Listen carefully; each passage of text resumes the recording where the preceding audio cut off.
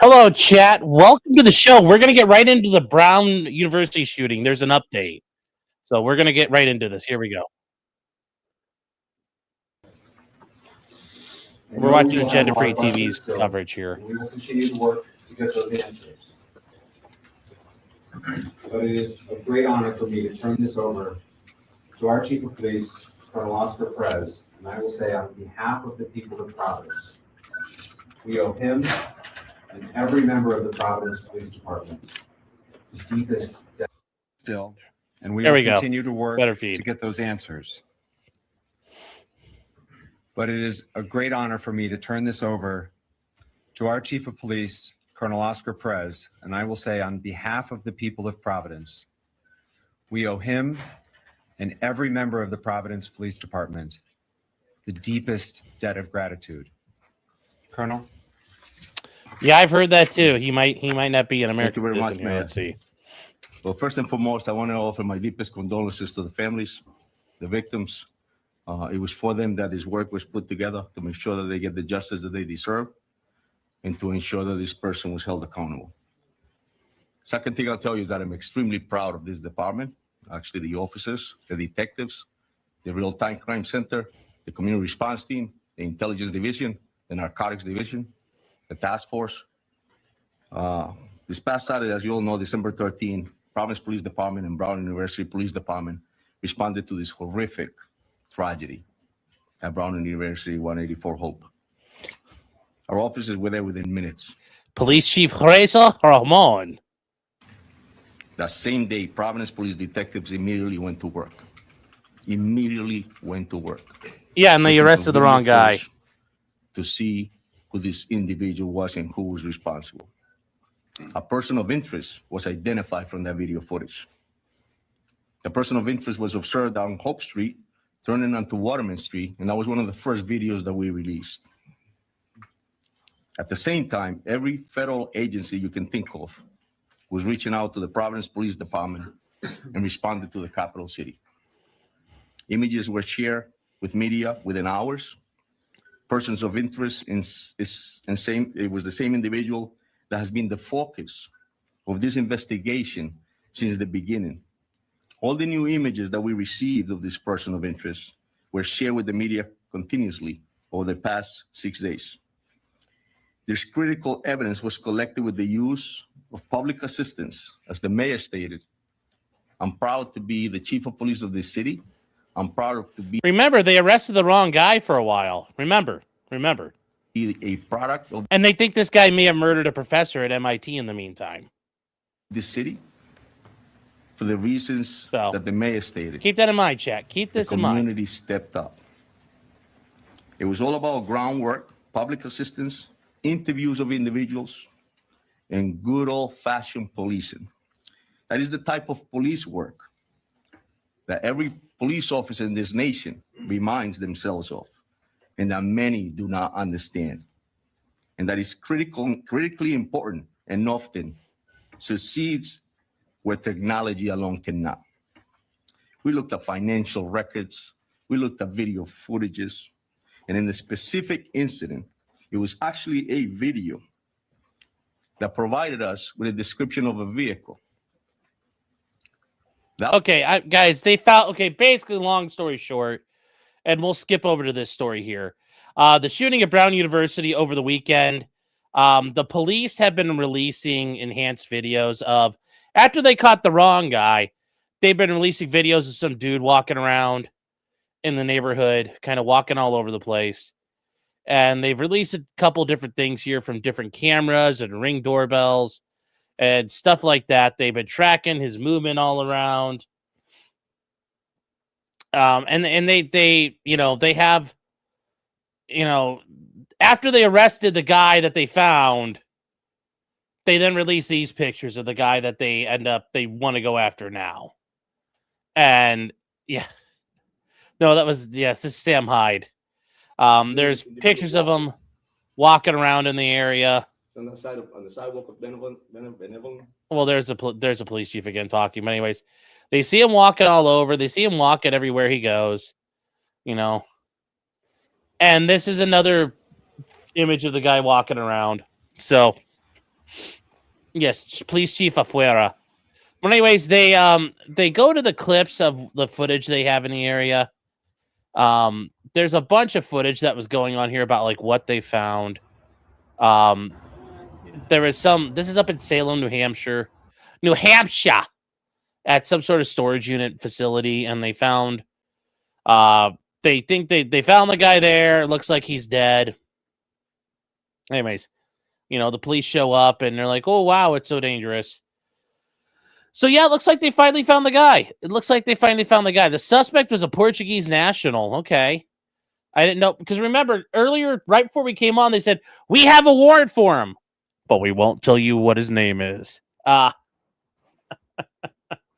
Which is a little weird here. Yeah, which is a little weird here to do this. But they did. They caught, like, we have a warrant for who? Well, we can't tell you. It's secret. And yeah, the information is just coming out left and right. I don't know anymore at this point. But there is some interesting stuff here. As far as what actually occurred. And if you guys don't know, actually, these are the two victims.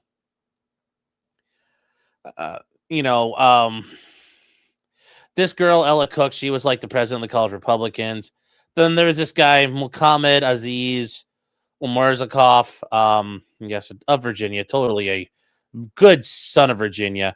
They both got killed by this guy in the shooting, and he came in and just and then left the area. So that is, those are the two victims. Think about them a little bit. Yeah, Portuguese national. Andy, no! Aim, aim, aim. Very well. Aim, aim, aim. Very well. Yes, Andy, no. Kazakhstan or Uzbekistan, I thought. Well, maybe. Anyways, yeah, this gives them enough time to scrub social media. So, yes, the guy has now been deported forever. And Adam, yes, I saw your comment here. I actually had started, so my bad.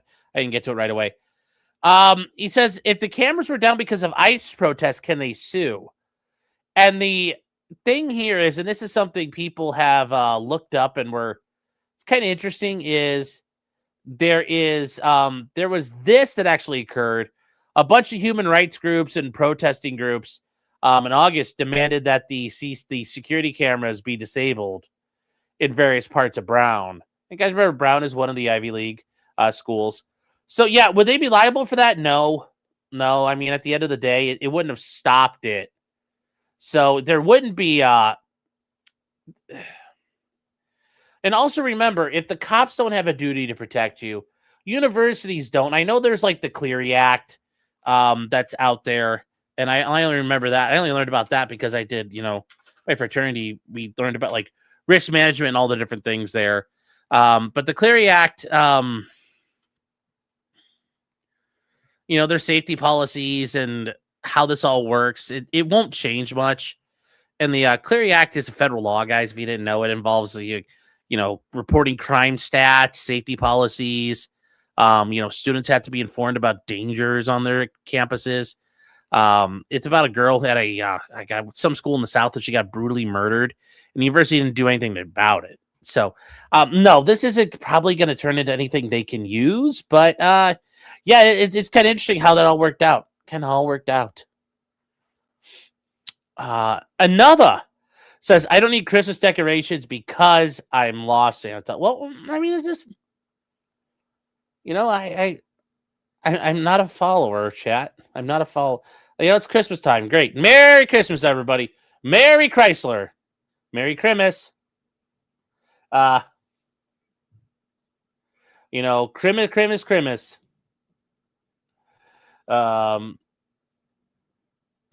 That's where we are with it, guys. So I don't know what to tell you. But that is where we are. Shugi Show saying he took any answers with him. Yep, he did.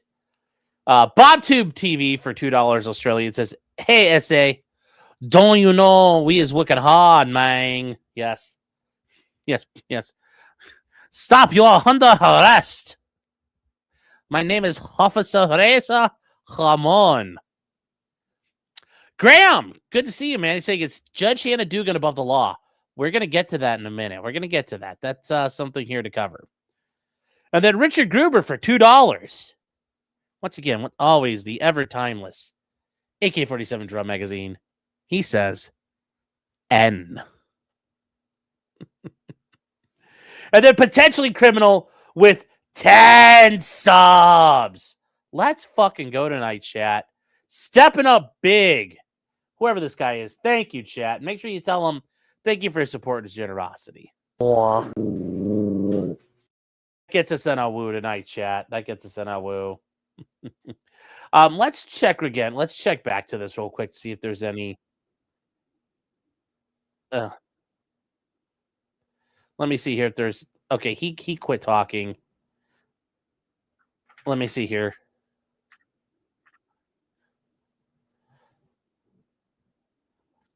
Let me see if this is. Yeah, there's no real updates here. Yeah, there's nothing here. There's no update that I think is worth showing at this point. But yeah, they actually were able to map out like the guy walked around the whole area. Like, you know, this is the problem with surveillance, chat. When you're doing your surveillance, you have to be surreptitious about it. You have to be inconspicuous. If you're doing your surveillance and you can be surveilled, your mission is a failure. You have to get to have better luck next time, chat. You can't have your surveillance be something we're there. And did he walk in the shape of a swastika? Almost. Yes, he did. Hail Hortler. The police chief was the one who gave the suspect's name and nationality. I don't know. I couldn't tell.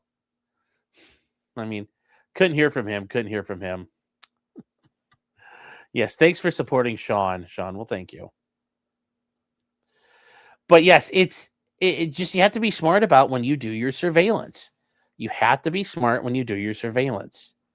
You got to be good about this, chat. You got to get your tradecraft going. Kayla says, Razor Ramon was the bad guy. No, he wasn't a bad guy. He was a hardworking man. People like to shit on him, and that's not fair. That's not fair to treat Razor Ramon that way. Yes, he's swastika walking, chat. WrestlerTown says, you can be conspicuous while surveilling, but you only get one action. Yeah, well, you just got to be smart while you do it. You got to be smart while you do it. SB Seller saying the guy's name is Claudio Manuel Neves Valente. Okay. Interesting. Oh, Legal Mindset was on tonight? More like Legal Dick Sucker. But anyways, no, good. Good to hear that Andrew was on doing stuff. Did they find the shooter dead in New Hampshire? Yes. Yep, they found him dead up in Salem, New Hampshire. So that kind of goes with taking care of what I was going to say there. So that is it. That is it, guys. I think the most surveillance teams operate in pairs of 4. Yeah, but if you're gonna do your own, if you're planning an op, if you're gonna go do some one-man band stuff that'll get you the lethal injection at some point, and you're gonna go out there and kind of make your you're gonna do a pro debut all by yourself, do your route reconnaissance, do some planning, but do it in a way that's not obvious that you're planning your route and doing your reconnaissance that way. So be smart, chat. That's all I'm trying to tell you. At this point. Wear a fake mustache. There's something you could do that.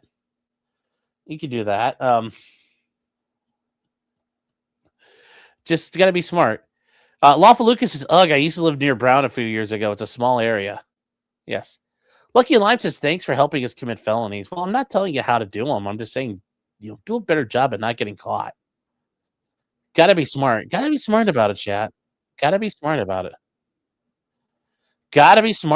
chat.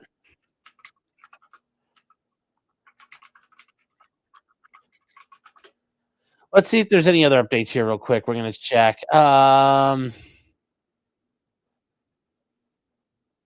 Yeah, that's no, there's nothing special here.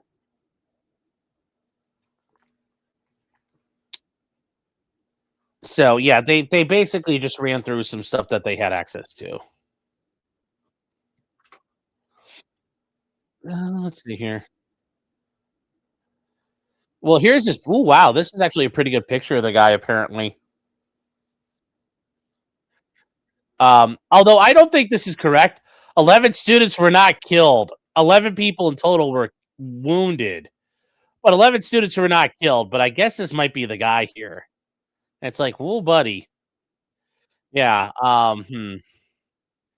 Let me see here. Actually, we'll listen to this real quick. We looked at financial records. We looked at video footages. And in the specific incident, it was actually a video that provided us with a description of a vehicle. That was corroborated through a tip that was received to the tip center. That room was packed with detectives, agents, receiving calls on a daily basis. We started early and left late. Then Flock and the LPR was able to provide us with this description of this vehicle. That vehicle was picked up by Flock, which led us to a car rental place in Massachusetts. Through that, the agents and their work as well were able to get us footage of this individual, as well as a copy of the agreement, which provided his real name. The video of that subject matched the description of that person of interest that this police department was desperate to put handcuffs on. That individual was not desperate enough because he didn't get to him in time. Identified as Claudio Neves Valenti, date of birth, and he was a 48-year-old man. He was a Brown student. He was a Portuguese national, and his last known address was in Miami, Florida. He lived in Miami. Really like Razor Ramon. He's like, I hang Razor Ramon, hang out to Little Cuba. We'll go food, go women.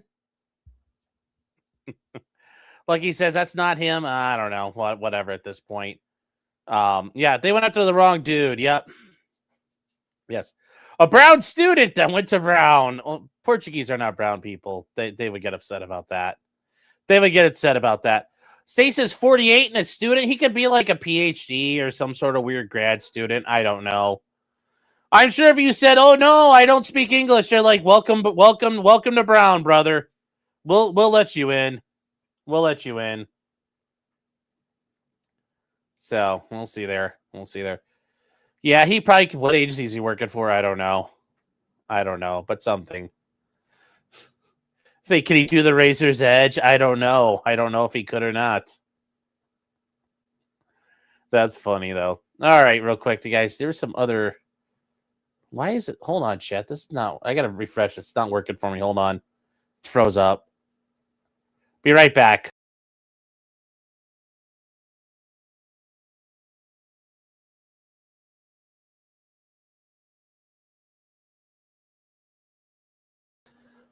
All right, chat, I'm back. I am back. Yeah, it's crap's not showing up. Hold on, you guys. Why is this? I hate this. It's not starring stuff when you guys are making comments. Yeah, this is.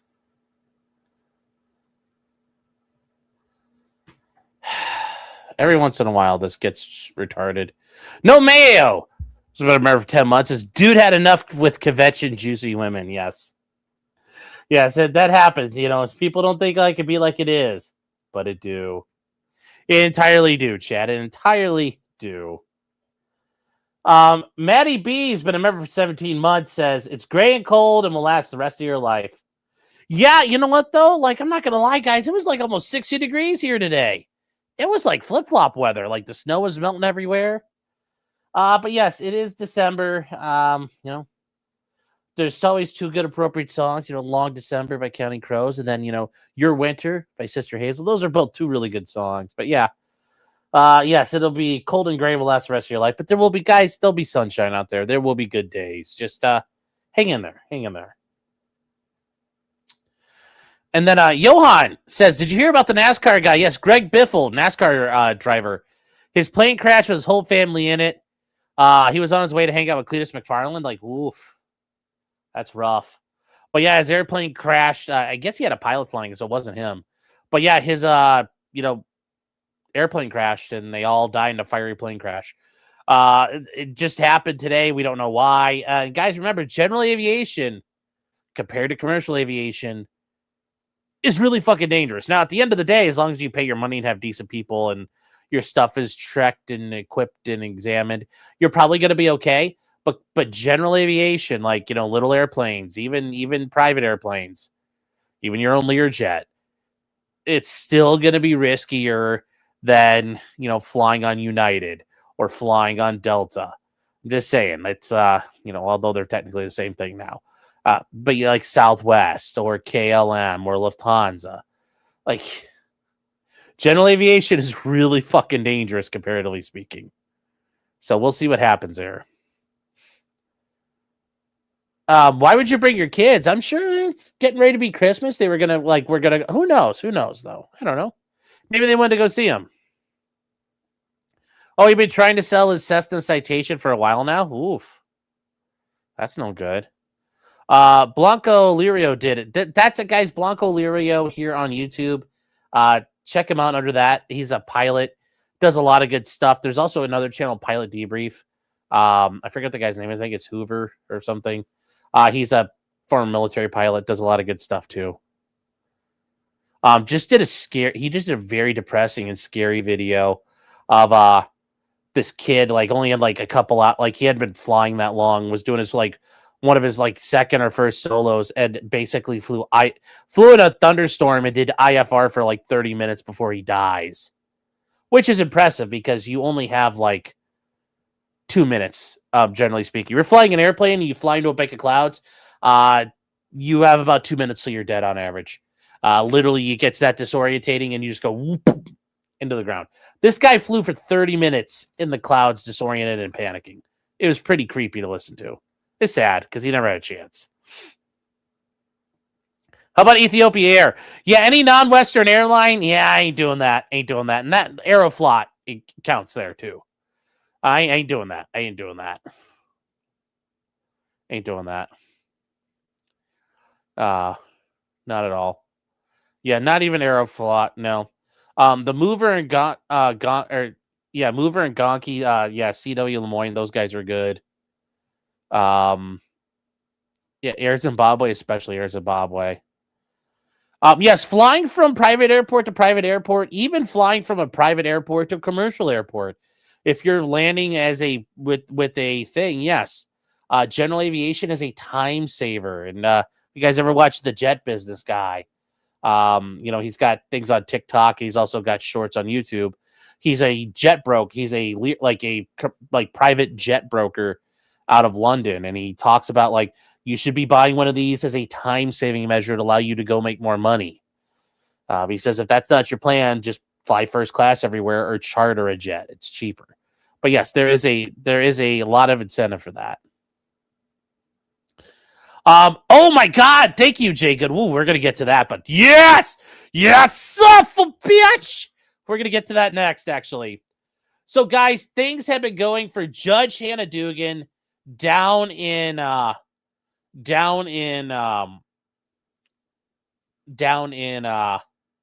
Milwaukee. Remember, she's the judge who told everybody, like, no, go away, go do something else. And she tried to scare everyone off. She tried to scare off the agents and everybody involved. And there were some interesting things that happened in her trial where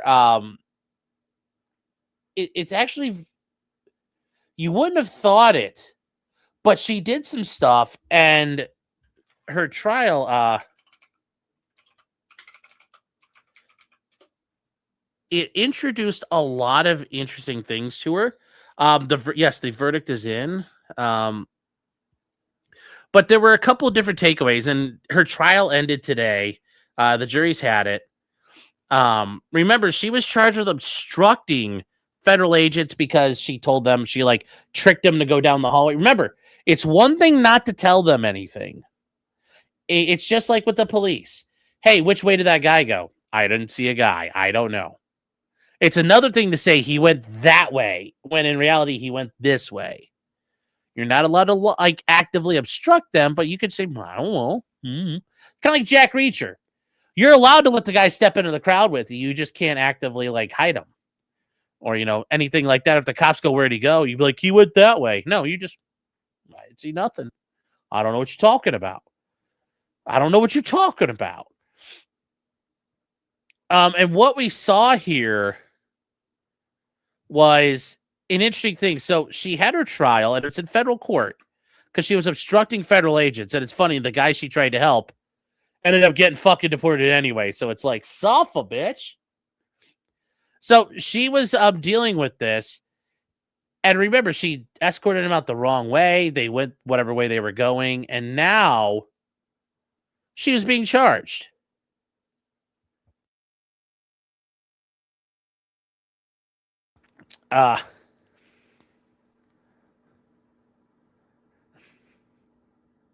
You guys are making, yes. So the way this worked out for her, and this is where you can remember it's in federal court, so we don't know what happened. We didn't get to watch it. This is Judge Dugan, and she made a final appeal to the jury in her trial, and they're like, look, she's just trying real good. She's the victim of an overzealous prosecution. They say they're trying to besmirch her reputation, her honest reputation, her hard work, and amount her to a few minutes of a decision that she made under the confusion of the situation that she was in. Guess what she does? She analyzes people based off of what they do. Guess what? This is what happens now. It's the other side of the telescope, bitch. She was confused. She's just Your Honor, my client's retarded. She didn't know no better. Well, I think she did. Anyway, she faces up to 6 years in prison if convicted for obstructing federal agents. And they point out, the prosecutor's just like, look, no judge gets to tell you what to do. And remember, nobody's above the law. And yes, is it seen? Is it a prosecution the government's pushing? Yeah. If you're the nail standing up the furthest, you're gonna get fucking whacked the hardest. But there are 4 takeaways from the week-long trial. The tensions were high because obviously it's Milwaukee. It's a Democrat city. And weeks after this happened, these judges noticed that immigration agents were showing up at the courthouse to arrest people. They say in emails the judges shared about arrests, they worry the presence of this would deter defendants from showing up, and 100% it fucking will. Guaranteed. They pressed the chief judge to develop guidelines for how the agents could operate, because remember, it's the courthouse. The judge has control over their courthouse. So they could develop guidelines. They could say rules like, you're not allowed to arrest people once you get past the lobby. You're not allowed to do this. And they point out that there were a team of 6 federal agents who arrived to arrest Mr. Flores Ruiz. And after they produced evidence, he had been deported in 2013 and returned to the U.S. illegally. They planned to wait outside Judge Dugan's courtroom and arrest him. And that plan was disrupted because they stood out. These agents, their cover got blown. They say there was a public defender out there snapping cell phone pictures of them, which, once again, that's perfectly fine. And a court clerk told the judge about their presence. And then at this point, this is a little weird here. Judge Dugan corralled another judge to go and hound them. And then she instructed them to go to the chief judge's office down the hallway. And you know what the court's allowed to say? It's my fucking courthouse. And they say while the agents were dealing with that, Judge Dugan adjourned the case and ushered him out through the side door. Remember, they sneak out through the jury door. The door the jurors go in and out of outside the courtroom. And they chased him and arrest him. Now, this is the interesting part here. So this judge, who was junior to Judge Dugan in age and experience, she testified it was embarrassing when Judge Dugan entered her courtroom and motioned with a finger, like that the Judge Cervera should follow her into the public hallway, and pressured her into keeping her robe on while she questioned ICE agents. So she's like, no, you got to keep your robe on. We have to keep on our special stuff. Like, this makes Dugan sound like a fucking lunatic. No, we're judges. They have to listen to us. They have to listen to me. She says, even though it's unusual to wear it outside of a courtroom, and that's true, judges don't wear their robes when they're just fucking wandering around. That doesn't happen. Judges don't fucking do that. Like, if a judge has to go to the clerk's office, or if they're walking to go talk to somebody, or like they're going to go talk to the sheriff's department, they want to go talk to the sheriff, or they need to talk to somebody in charge of the jail, or they need to talk to the county auditor, the county recorder. And some of you might say, wow, Sean, yeah, in Ohio, a lot of that shit's in one building because, all the courts are rural. You know what the judge does? Walking down the hallway in a shirt and tie, generally without a jacket on, and some slacks. That's what you see. Or if they don't have anything scheduled that day, they might be wearing a cardigan or something as they're walking around. Like, this idea that you would walk around with your robe on or something is kind of retarded. Would it be a security risk? Not necessarily. It looks douchey.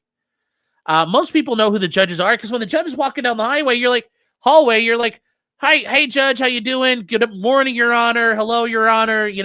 Everybody likes to glad hand the judge because you never want to be seen as not glad handing the judge. You always do. So no, people know who the judges are because everybody's going to say who they are. Yes, judges are technically always in a state of disrobing. They also had whispered conversations that were recorded in the courtroom. Now, guys, we talked about this before. You see those little recording things? This was all in the record, so it all got recorded. But the court reporter herself testified she had volunteered to help guide the illegal down the hallway and help them avoid the immigration agents. She says that it's that was just water cooler talk. But anyways, she didn't really have a defense. All she could do was call in, I guess, the longtime former mayor of Milwaukee, I guess who's very famous, Tom Barrett. And he's like, look, I've known her forever. Since she's 11 or 12. She is extremely honest. Okay. She'll tell you how she feels. Okay. But it doesn't fucking matter. It doesn't fucking matter. Like, did she break the law or not? And then Judge Dugan did not testify in her own defense. A very intelligent decision. Very, very intelligent decision at this point. Sure. You don't ever want to take, you don't ever want to be taking a stand like that. That's kind of, yeah. So yeah, here we go. We do have some, a live feed here from one of the Milwaukee TV stations.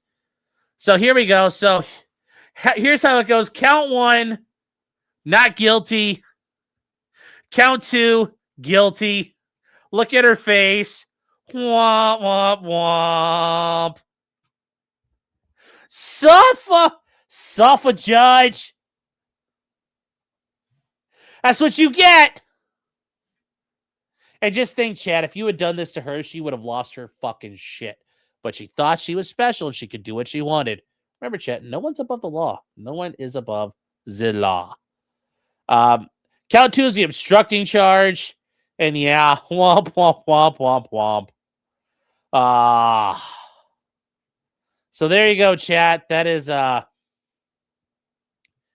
that's an interesting end to things here where it's like, you're like, suffer. Edward Scott said, I thought fat people were jolly. Well, PW is saying, should disbarment proceed against her? No, that's not automatic, but is it very likely she will be disciplined now? Yes, getting convicted of a felony will trigger disciplinary proceedings. I hope she loses her bar card, but yeah, she needs to, but who knows what's going to happen? Remember, we don't know that. We don't know what's going to happen here. You'd like to think it would. This woman shouldn't be on the bench. But hey, Letitia James can't indict Letitia James and they can't indict James Comey. So guess what? The world is not fair like that. The world is not fair like that. So, Fatty Kenny says, how can she be a judge while she's a felon? Well, probably not anymore. She'll be placed on leave. But yeah, I mean, like, yeah, not anymore. She's not going to be a judge, but who knows? Yes, that sketch does look like the dying Wojak or the Wojak with the cigarette in its mouth. But yeah, she's been found guilty. So you just like, suffer, bish. Suffer. Suffer, suffer, suffer. It's always today was a good day, chat. Yes, count 1 was concealing an individual from discovery arrest. It was the misdemeanor. And yes, count 2 is the obstructing, which she got convicted of. And it's like, well, there you go. Don't do that shit, chat. Don't do that retarded stuff. Don't do that retarded stuff. So yeah, she got acquitted of the concealing the guy, which I don't know what that is. That seems a little weird at this point, but I guess. I don't know why they did it that way, but okay. I don't know why. I don't know why did they did it that way. So it's weird, but hey, it is what it is. What is the sentencing guidelines? Up to 6 years. Up to 6 years. Up to 6 years in prison. Erica, the case is Tony Evers will pardon her. It's a federal offense. He can't pardon her. He can't pardon her. So there you go. There you go. She fucked. She fucked. She's going to have to go suck Donald Trump's dick to get out of this. To get out of this. But as low as 3 days, it could be no days. She could be placed on probation. It's not a mandatory sentence. So she could be placed on probation going forward, too. It all depends. Yeah, do I think she'd probably get probation? Probably. She might get a couple of days in jail just as a you knew better, you shouldn't have fucked around, especially as a judge. But yeah, ultimately she's going to be on probation. She's not going to go make license plates or go become a lesbian at, some federal satellite camp. Like, none of that's going to happen, guys.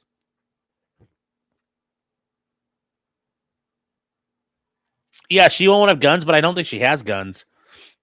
Would she lose whatever pension she had? I don't know how Wisconsin law works. Maybe, maybe not. Don't know. Don't know on that one. Whoever the next Democrat president will be will pardon her. Probably. But yeah, I think it'll be interesting there. And speaking of somebody else who got disbarred, Hunter Biden got disbarred. And Hunter Biden is disbarred in Connecticut, guys, and that's the state he's licensed in. Now, you might say, well, wait, how's he doing all this stuff in D.C.? Washington, D.C. lets you, you can take the bar for Washington, D.C., or what most people do is they pass a bar in their state, and then they come work in D.C., and D.C. waves them in. D.C. has reciprocity with every state because that just makes sense. But yes, guys, Hunter Biden went to Yale Law School. Like, he's not a complete dummy. He's smart enough to get through Yale Law School. I'm sure, yeah, having your dad as a senator didn't hurt. But he got through Yale Law School, and he's been an attorney. He was a attorney being used to set up the business deals. So the way it works in Connecticut, and this is weird too, because you saw this in California with John Eastman. A single judge is involved in your disbarment. Like here in Ohio, for example, if you end up facing like disciplinary action, you go up in front of the entire Supreme Court. They have involvement in what's going on in your case. You don't just get like one judge somewhere handling your case. So it's a little different. It's a little different here. But remember, even though he got pardoned, people complained, and I'm sure that they were going to take notice anyway, about the federal tax and gun charges. And, ultimately, even though he was pardoned for those offenses, you could still be held liable for the conduct if it draws your character and fitness into question. So what was he doing? Well, Hunter Biden consented to being disbarred and admitted to attorney misconduct, but he didn't admit to criminal wrongdoing.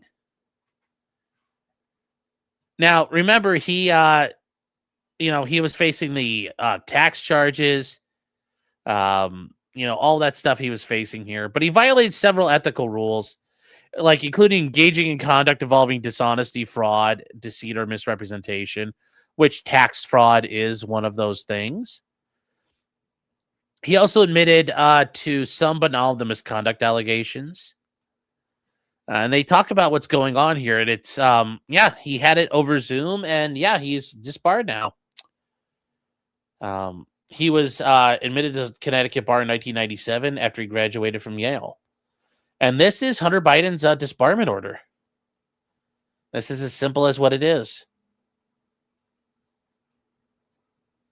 And now it doesn't matter because, you know, Joe's not president, so he doesn't need his fixer anymore. But it's the Office of Chief Disciplinary Counsel, and these are usually who handle the actual prosecutions or the actual filing of disciplinary things versus Robert Hunter Biden. And that's, you know, Hunter Biden's name in full.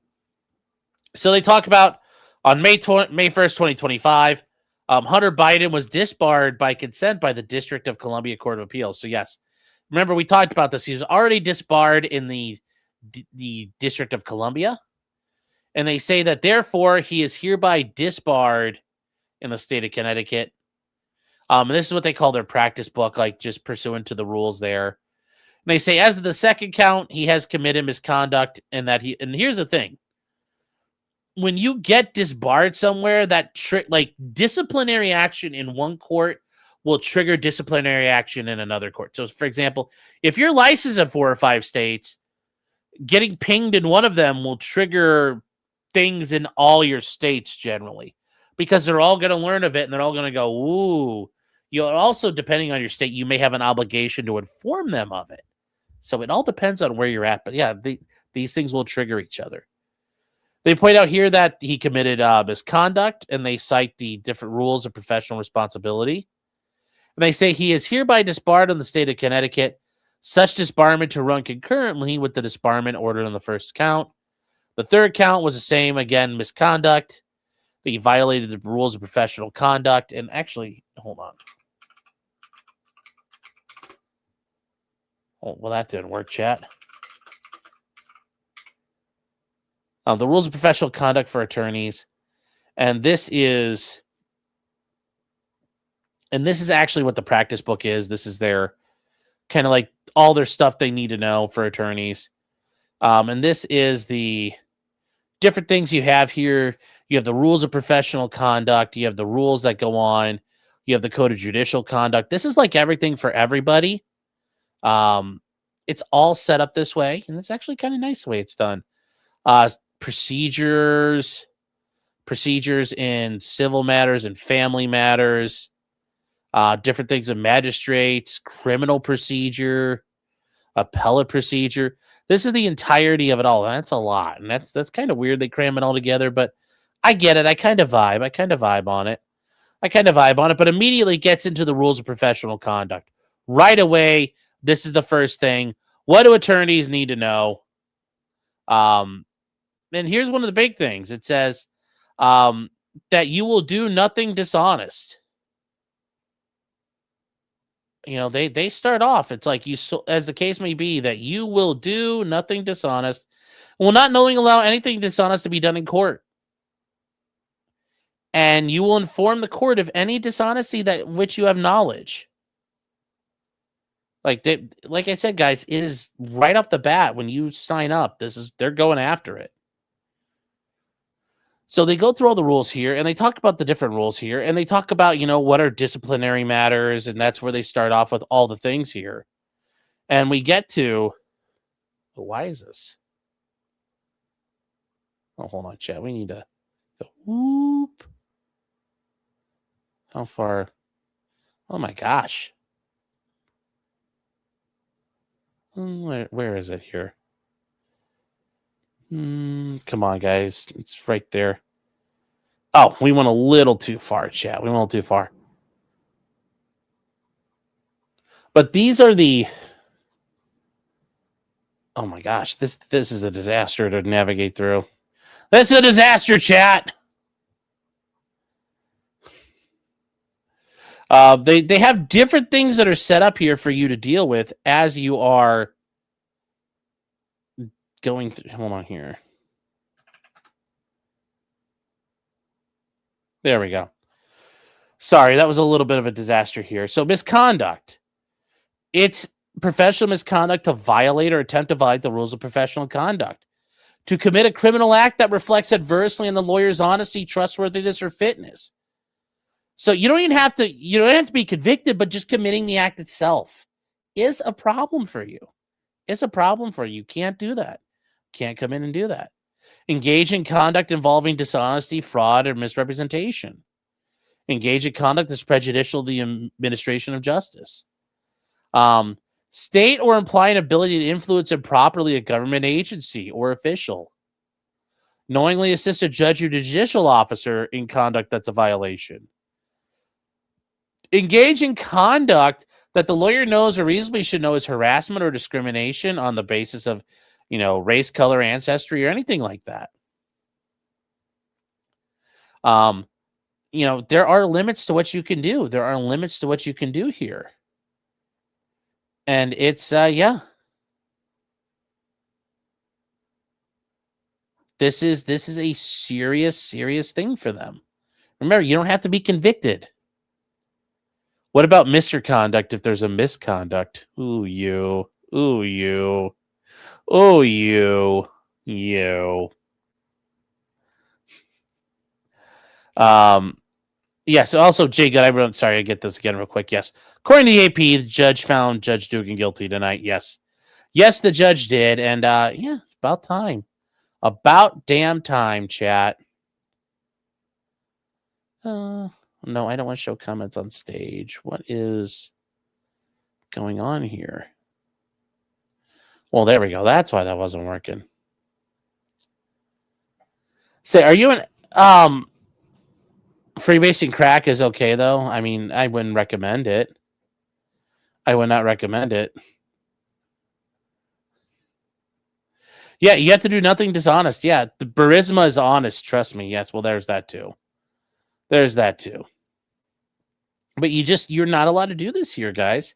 You're not allowed to do this kind of conduct, and Hunter Biden's paying for that. They point out here, it keeps going here and just finishing up Hunter Biden's disbarment. He is hereby disbarred in the state of Connecticut. So he shall comply with the restrictions that are on the activities of deactivated attorneys, which means, if you're deactivated, but that also deactivated attorneys could be once you're disbarred, suspended, or let's say you just decide to quit being an attorney, or you take a job that doesn't require you to keep your law license current. You're technically a deactivated attorney. So that can happen here. And it says his failure to comply with this order shall be considered misconduct and may result in more discipline. Yes. So let's say you're suspended and you fuck around. You could turn that suspension into something else. He's already disbarred. So how much worse can you make it? Well, they could seek out unauthorized practice of law, practicing without a license. They could be sanctioned. He could be prosecuted for it. And it says any application for reinstatement, and that's the thing, chat, you always have the right to reapply. They may never take you again. Shall be made pursuant to the provisions in the practice book, which lays that out. And it's the court, which I think is weird. It should be like, it is so ordered. That's the way I normally see stuff. Date by the judge. And he goes, yep, done. So that's the end of the Hunter Biden saga. And he was Joe's bag man. He was Joe's bag man. Deactivated attorneys, so Terminators. Yes. You're not allowed to get caught. Well, no, I wouldn't say it like that. Roscoe says, am I an asshole for looking at buying coal to give to my kids? No. No. Not at all.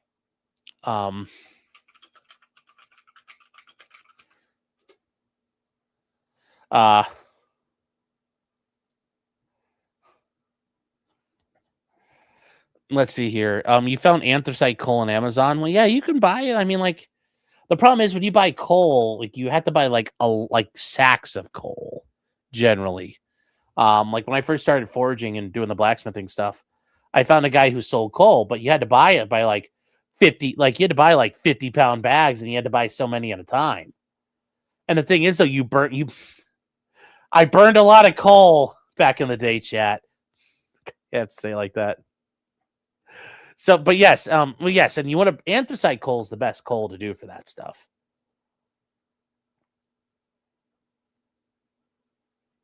Amateur Arcana class says, are we going to get a business meeting? No. Yes, Attorney 42 waiting activation. Okay. I'm not happy with my kids, and Santa might leave some coal. Well, that'll be hilarious. That'll be hilarious. Don't do that. Yeah, that means you have enough for years when you have shitty kids. Yes.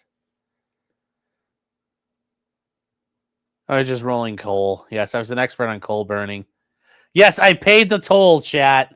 I burned myself a lot with that because it's just, the coal kind of get some embers everywhere. Yes, there are pizzas that use coal-fired ovens. Yes.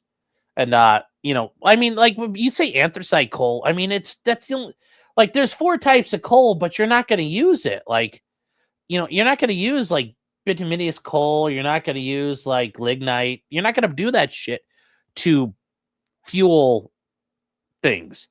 Anthracite is the best coal for, like, you could do it, I guess, with those things, but like use anthracite for those purposes. Anthracite is the name of the game. It's the king of coal.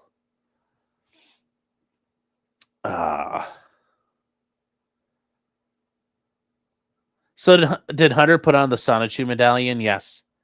The Rainbow Zen says, was Judge Hannah Dugan found guilty? Yes, of obstructing federal officers. Yes. Yes, she was. She was found guilty of a federal felony. As, well deserved. Well deserved. I know a lot about coal. Yes. Well, I mean, you learn about it like when you start when I started blacksmithing, I was like, okay, well, I need to buy coal. And I was, you start learning about the different things. And, when you start burning the coal, you can tell the quality of it almost right away, because if it's, heavy sulfur coal, you'll see the yellow smoke coming off of everything, and it burns a little wonky, and it smells, and it takes a while to burn that sulfur off. And then every once in a while, you're shoving in a big handful of, scoop full of coal, you put it in the fire, and it's just a lot of sulfur, and it's like, whoo, and it just like smokes up and drives you out. It happens a lot.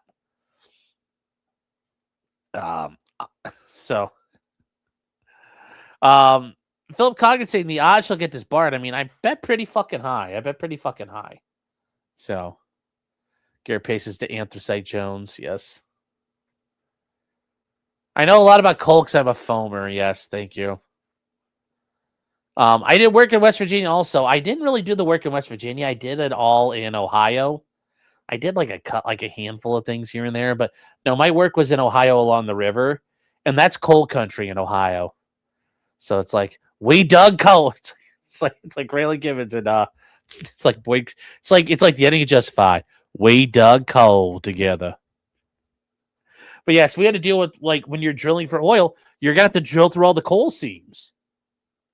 And even with an anthracite, like, for example, there's all the different number coal seams that are out there. There's like 13 different coal seams when you're drilling around. You have to, like, you may have to drill through that. A company like Consolidated Coal owns that seam, and they're drilling where you're drilling through their seam where they haven't done their longwall mining, which is where they kind of just, they tunnel into the seam and come out with it. It's called longwall mining. And if you drill through it, guess what they can't do? So they bitch and cry about it.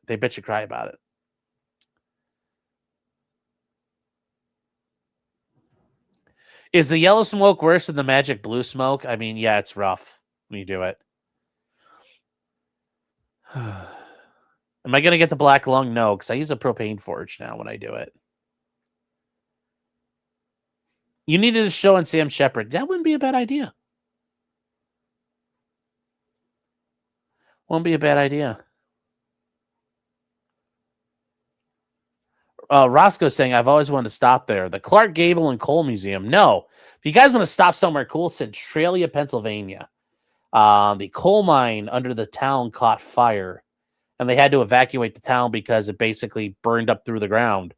And now it's a ghost town except for like 3 or 4 houses.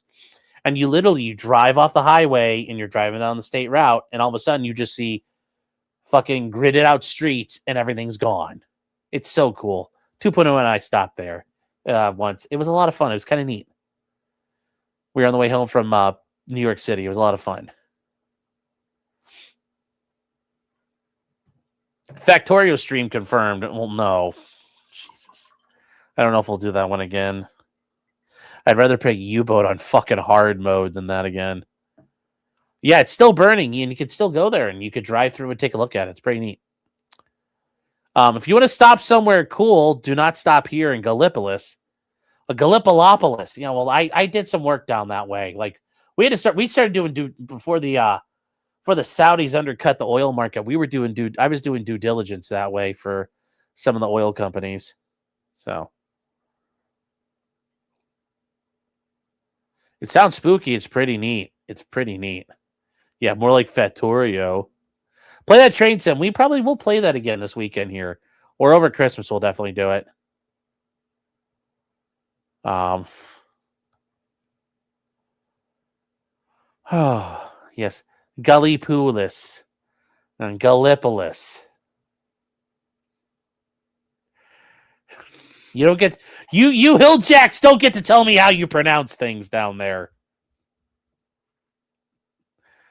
And speaking of bass player says the road to Centralia has been torn up. Well, no, the highway where you can like see stuff on has been torn up, but it's still accessible, readily accessible. It's still readily accessible.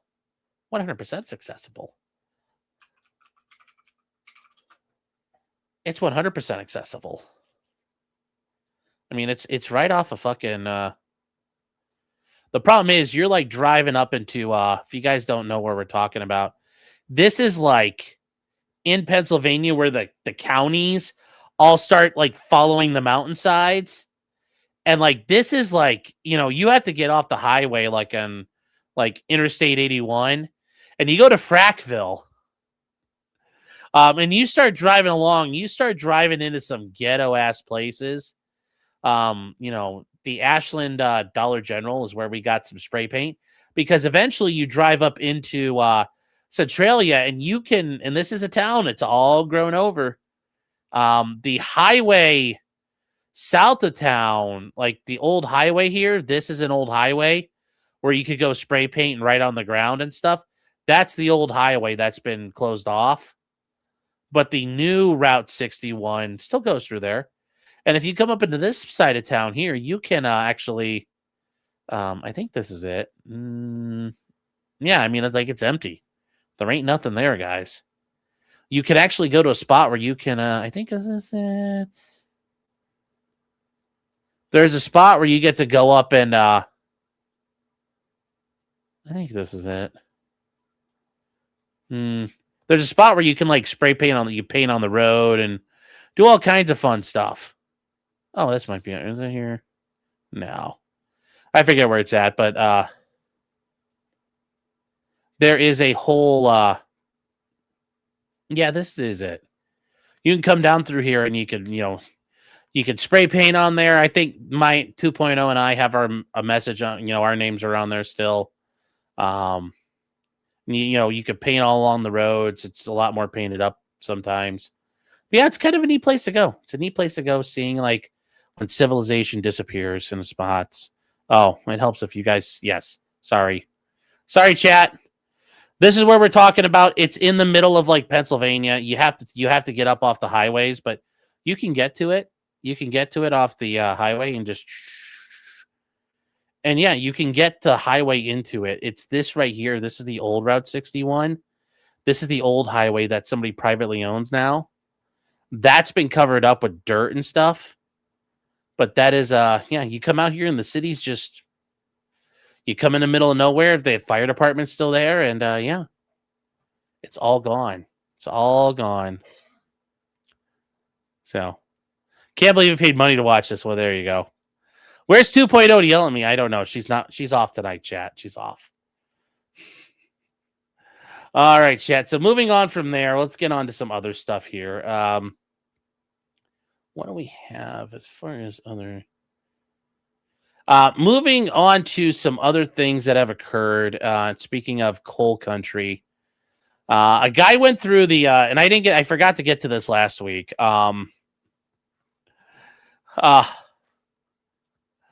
This is This is a guy. He sent meth through his bank's drive-through in Monroe County, Ohio. Let me tell you, that is in the holler. That is down in coal country. This is pretty funny, actually. So what did the guy do here? He sent his meth through the bank's drive-through system. He put his baggie in, he's like, here, I'd like to make a deposit. Can you hold on my meth for me? And just he pushed the button and went shoop. But yeah, that is pretty funny. Yeah, that is so funny here. But I do love that the sheriff's office got involved here, and they said that illegal drugs don't belong in bank drive-thrus, but they can be turned in at the sheriff's office.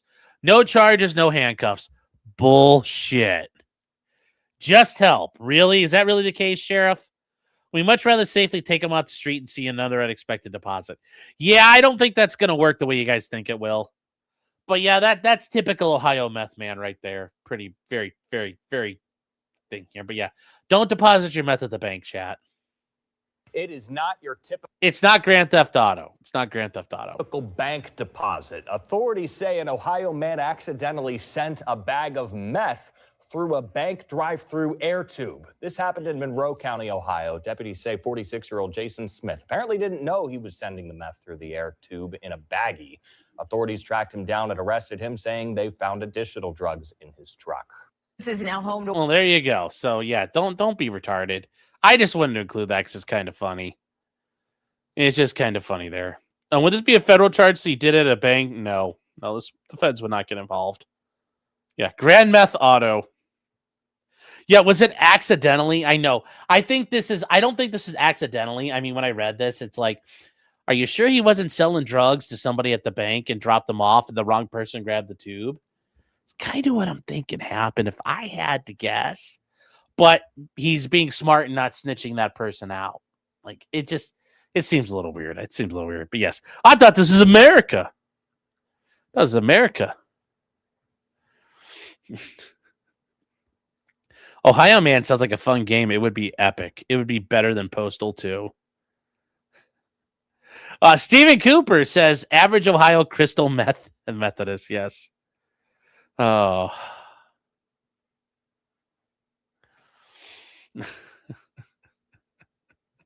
Yes.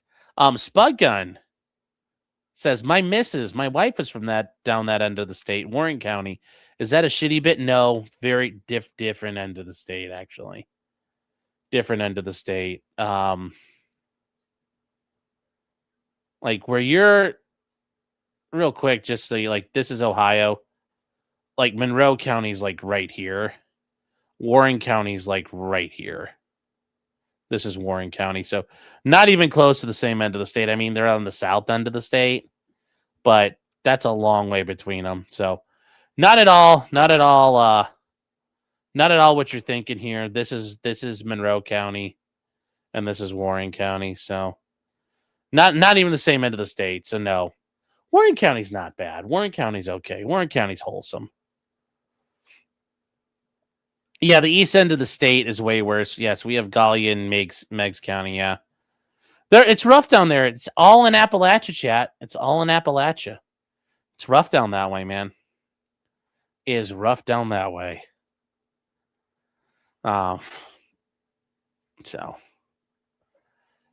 Yeah, just be careful when you're doing stuff, chat. Just be careful when you're doing stuff. All right, let me see here. Let's see. What is the next thing we're moving on to here? Okay, actually, we got the brown stuff's done.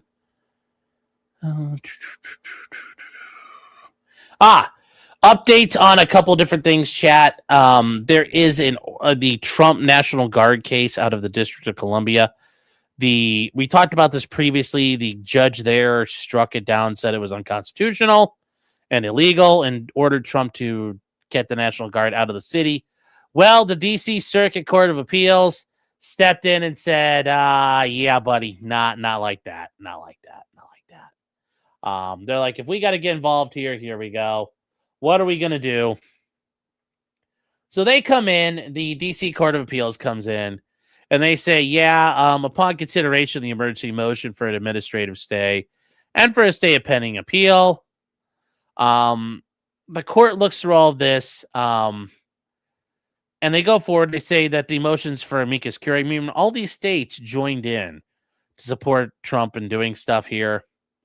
And they say on the court's own motion, the administrative stay entered on December 4th is dissolved, meaning the trial court saying this has to go away, gone. Gonzo. And that the motion for stay pending appeal be granted by reasons further stated in the attached statement by Circuit Judge Millett, joined by Circuit Judge Katsas and Rao. And then a concurring statement by these two is attached. And we're not going to get to it, but as a per curiam decision, all three judges are like, yes, yes, yes. Trump is probably going to win on the merits, so there you go. So good news on that front. That is surviving. The Ninth Circuit told Trump last week, done. Sorry, it's all over. So a little bit of back and forth here, chat. Some good news, some bad news there. Just wanted to give you guys an update on that real quick there. We're moving on to some other Trump stuff. Moving on to some other Trump stuff here. And this is the big one here. Donald Trump is taking on the BBC. That's right, chat. Trump is going to war with BBC, the institution. Can't have, he saw Melania looking at some big black cock. He's like, I can't have that. I can't have that. But we are now, he's now suing the BBC for defamation over editing the January 6th speech. And if you guys have seen that on Twitter, they basically edit out the whole fucking speech on the BBC to make Trump look bad. And remember, Trump's been suing left and right news organizations. So, it's interesting there. And,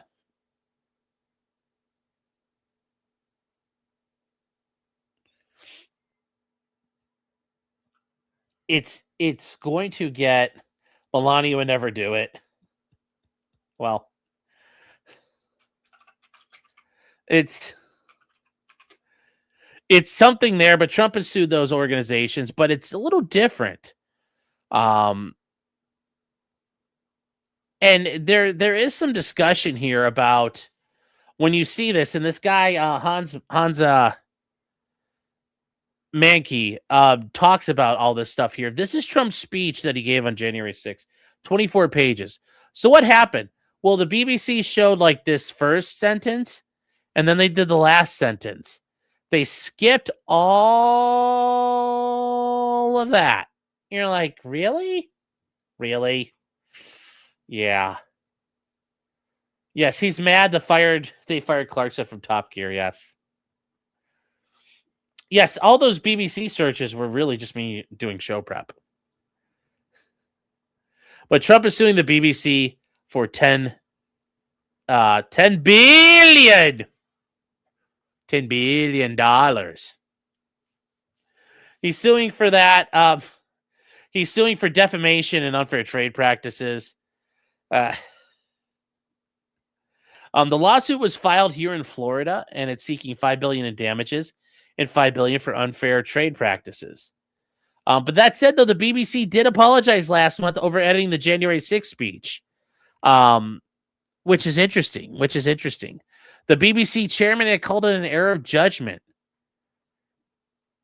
And, they talk about the BBC had a documentary called Trump, A Second Chance, days before the 2024 election. And, they splice together the three quotes from two sections of the 2021 speech, delivered almost an hour apart into what appeared to be one quote. And yes, that is true. And that's where, Trump urged supporters to march with him and fight like hell. Which, when you watch the video clip, you're like, wow, they completely fucking edited that up. And it's interesting here, because here's what they did. We fight like hell. And if you don't fight like... Here is the BBC clip of this that was shown around. Here we go. Everyone here will soon be marching over to the Capitol building. We fight like hell. And if you don't fight like hell, you're not going to have a country anymore. Det som Donald Trump sa her, tok folk helt bokstavelig. Know that everyone There you go, guys. That's what they're facing, and it's like, ooh, suffer, BBC, suffer. So they talk about BBC is a British national institution funded through the annual license fee. That's right, chat. When you are in Britain, you have to pay a tax. You have to pay a license. That if you watch live TV, and they have trucks that go around and can do like the detection equipment. That if you have a TV and you don't pay a license for your TV might, they fine you for it.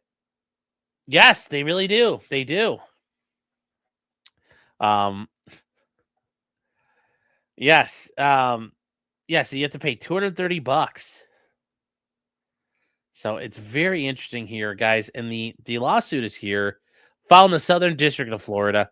It's 30-some pages, and we'll take a look at it, but just not tonight. It's way too much to cover, way too much to get into. But it is something that we are going to take a look at because it is pretty. I've read into it a little bit. It's pretty gnarly. It's very clever what they've done there. It's pretty clever how Trump is going to go forward on some things. So it's going to look good. It's going to look good for. It's going to look good for everybody. Trump will make them suffer. Let me fix this here, and we've got. All right, chat, we only got a couple things left, and we are going to knock these out here as we get these on. The big thing we talked about when we didn't get to it yet, Rob Reiner, the director, the writer, would he consider himself a comedian? I don't know. I'm not sure. But it is a thing. Rob Reiner was the... he was found dead along with his wife this past week. And aside from what Trump said to him, you guys have never seen him before. I mean, you guys probably where's a good example of him? Yeah, here's Rob Reiner. Boom. I mean, I'm going to tell you the truth.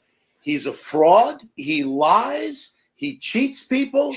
Everything that comes out of his mouth virtually. Yeah, but you know what he also is? He's alive. He did get stabbed to death by his son.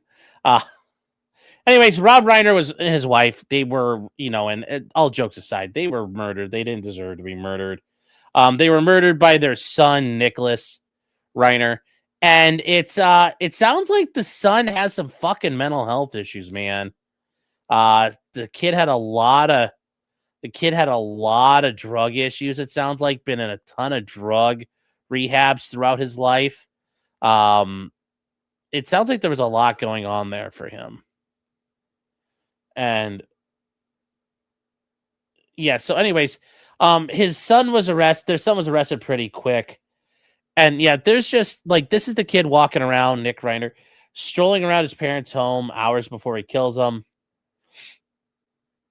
It's just a complete weirdo. We don't really know. It sounds like he could have been like drug-fueled psychosis. It sounds like he was just completely crazy. Yeah, he'd been in rehab like 17 times. Yeah, 17 times. So anyway, that is kind of what's going on there with him. And he actually had his first court appearance this week. And we're going to watch that real quick. It's only a couple minutes long, and we're going to see a familiar face in the crowd. And this one's chat. This is going to be interesting because here we go. 25 CJC F08098. Good morning, Your Honor. Alan Jackson. And this occurred inside LA. Rob Reiner lived in Brentwood, so near OJ. Whoop whoop. But here we go.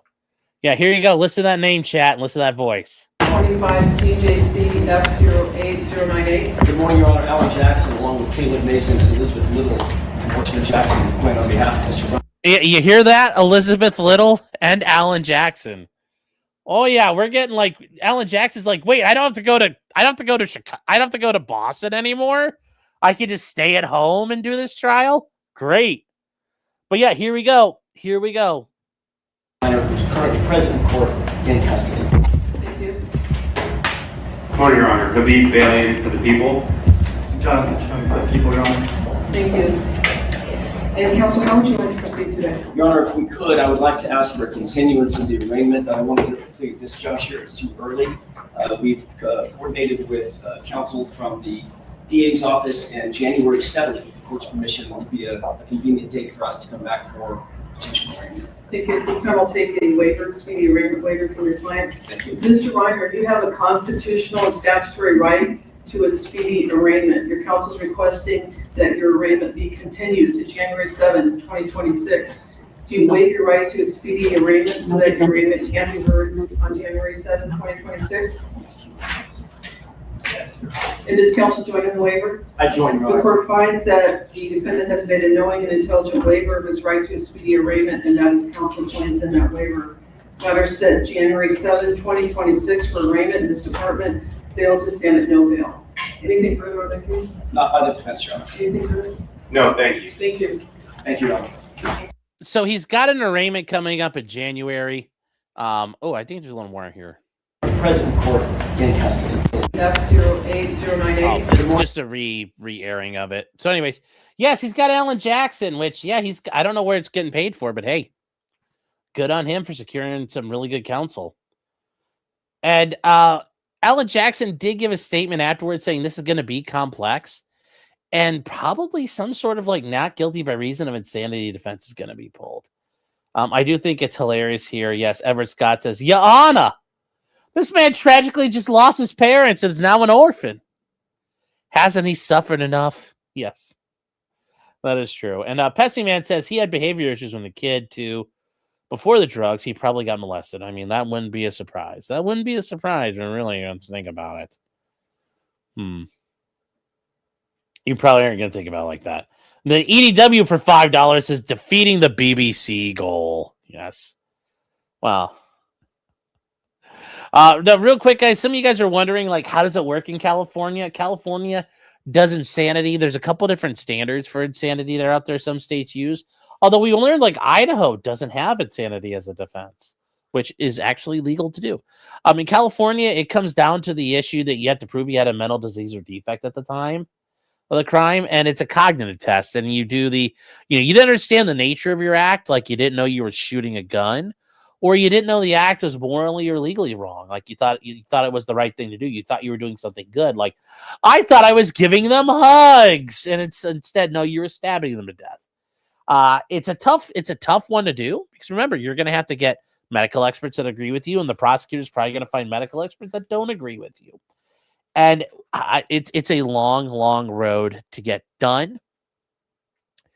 And eventually, even if you win, you still lose because it's not fun to get not guilty by reason of insanity because then you're committed to a mental institution, and that's not fun. So as much as it sounds like, oh, great, I would have to go to jail. It's like, no, you're still going to somewhere. And I've told you this. I've had clients tell me this. Mental institutions at times can be more violent and dangerous and horrible than prison is. It's really, really bad in those places. So it's something you don't want to go to. You don't want to go to at all. I did the jerk off motion with my hands. Great. Thank you, Salvatore. So we'll find out what happens here, but I assume that's the road they're going down. It seems like it's already been kind of hinted at with like all these stories about his drug use, what they're going to do, how they're going to bring it up. I mean, it's just, yeah, I think, I don't know. I don't know for sure, but it does sound like that's the road we're going down. Let's see here.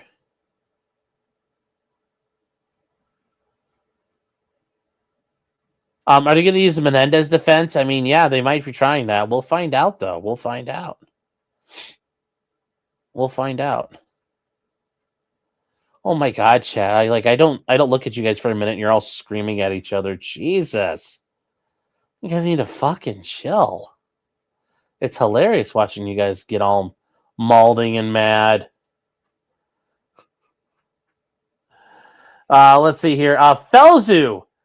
For some reason, it's not showing up in the chat here, but for $5 says Judge Dugan was found guilty of felony obstruction. We keep winning. That is correct. Yep. All we do is win, win, win. I am not tired of winning at this point, chat. I am not. I am not tired of winning. I think it is great. And I want to keep winning. I want more. More! Quote the great Vince McMahon.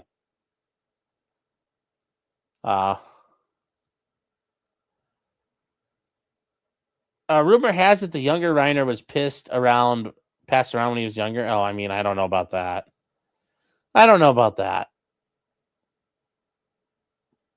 Did I miss any other things here from you guys? No. So it will be, we're going to have to wait to see what happens. And honestly, in Alan Jackson's situation, yeah, taking some time to work that out. He's not getting a bond anyway. Like he murdered 2 people. Like judge ain't going to let him out. You know, him sitting there is probably the safest place for him to be anyway. So yeah, I get your client's going to sit. It makes a lot of sense in this situation. Even though you might say, wait, that's not fair. Or that's not how the attorney should do it. It's actually probably the best idea. People are in trouble because Alan Jackson is one of the most expensive attorneys out there.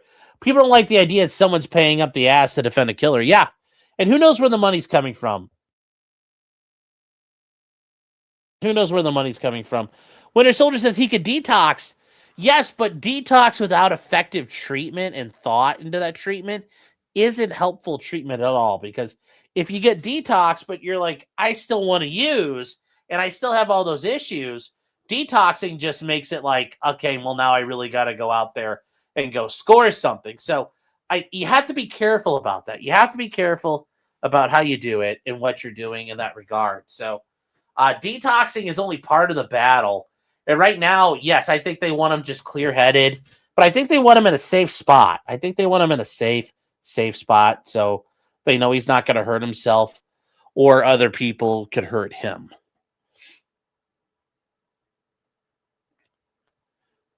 And then from there, guys, we are almost done, but there's this weird thing that occurred.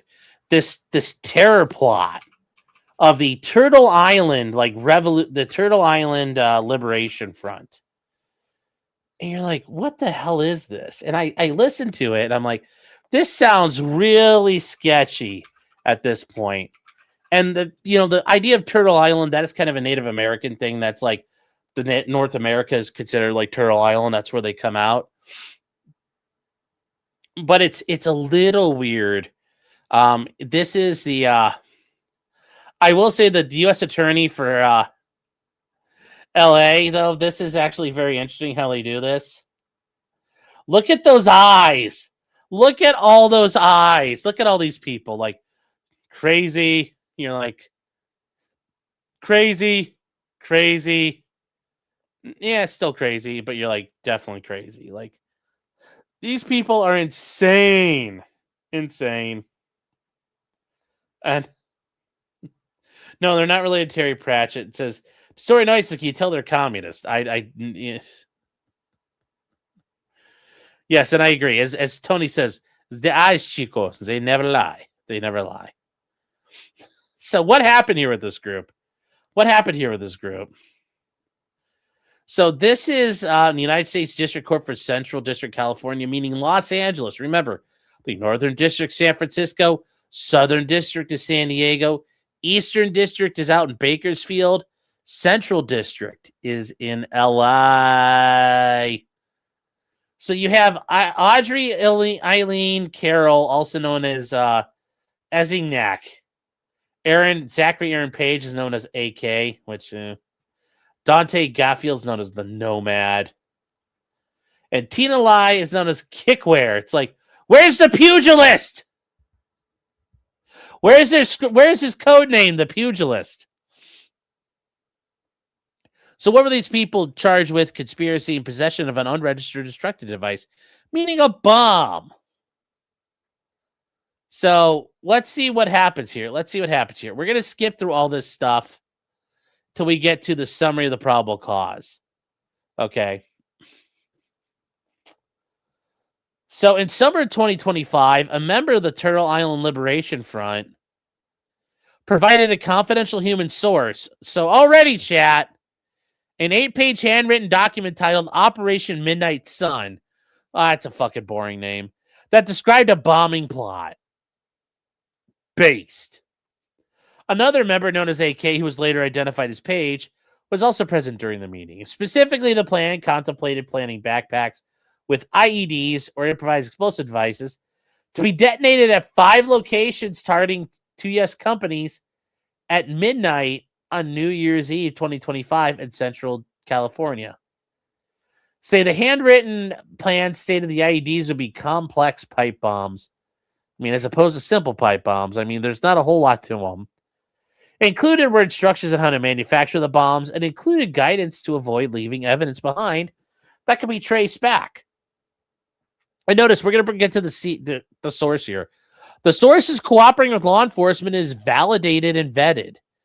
The confidential human source has been a reliable source of information since August of 2021. The source is cooperating for financial compensation. Yeah, there's no reason he'll fuck up on this one. Makes you feel good. And it says the source does not have any criminal history, which makes it even more sus. You're just volunteering to get paid to be a snitch? And they have provided past reliable reporting in this case. Okay. But, yeah, I'm not sure. But anyways, the Carol also talked with a snitch about testing the bombs in the desert. And they say since the initial meeting, there were other people that were recruited. They go through all of this. They then took numerous steps towards executing the bombing plot. Okay. Including acquiring bomb-making materials and traveling to a remote location in the desert to detonate the bombs. While in the desert, they took steps to begin construction of the devices, including unloading the bomb-making materials from their cars and beginning to assemble the materials on a table. You know, they also built a tent to keep the bomb stuff shaded from the sun and wiped down the interior of one of the pipes.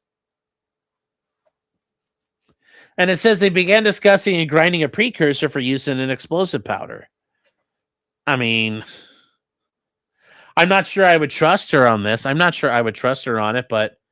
Was this story based? Yes. I mean, bombs are cool. So, and they also completed a functionally, and the FBI agents intervened and arrested them before they completed assembling a functional explosive device. Yeah, because the snitch told on them. It's a little interesting how they do this here. And they talk about the Turtle Island Liberation Front, the TILFs. That's right, the TILFs, chat. They are dedicated to liberation through decolonization and tribal sovereignty. You can almost say they're for blood and sovereignty forever. To quote the great Patty Tarleton. You know, they have open source information. Turtle Island is a term used by some Native Americans to describe the North American continent. And they say, according to open source information, TILF is anti-capitalist and anti-government in its movement. So they're almost like ANCAPs. They're kind of close. They're kind of close in like overall idea. It's just executing it would draw the line between them. But yeah, it is interesting that way. And they say it's discussed below from the CHS. The co-conspirators were participants in a single group called the Order of the Black Lotus. Think about how gay that is. Think about how gay this is. Like, it is so fucking cringe. The Order of the Black Lotus. Ah, you're knighted. So they took bombs out into the Mojave Desert. Which, okay, I mean, yeah, you got to go. You know, you're going to make your bombs. You got to figure out if they work. I get it. I get it. You know, there's no point in, like, you know, practicing a play and you never get to run it. So anyways, they point out on their Instagrams and stuff that TILF calls for liberation of the lands and people, decolonization, and tribal sovereignty. It calls for the working class to rise up and fight back against capitalism. I mean, like, but how does this all work when you're dealing with the natives and you have, like, Vanguard Party rule? Like, you know, that's what I want to ask these people. Like, how does Vanguard Party rule jive with the great buffalo on its journey across the sky? And they don't know. They won't know. They won't know. So, and they also advocate that liberalism and peaceful protests will be the downfall of those who believe it. Okay. Was this story based? Yes. Yes, peace. Yes, Peaceful protest will be the downfall of those who believe it is enough. And that direct action is the only way. I mean,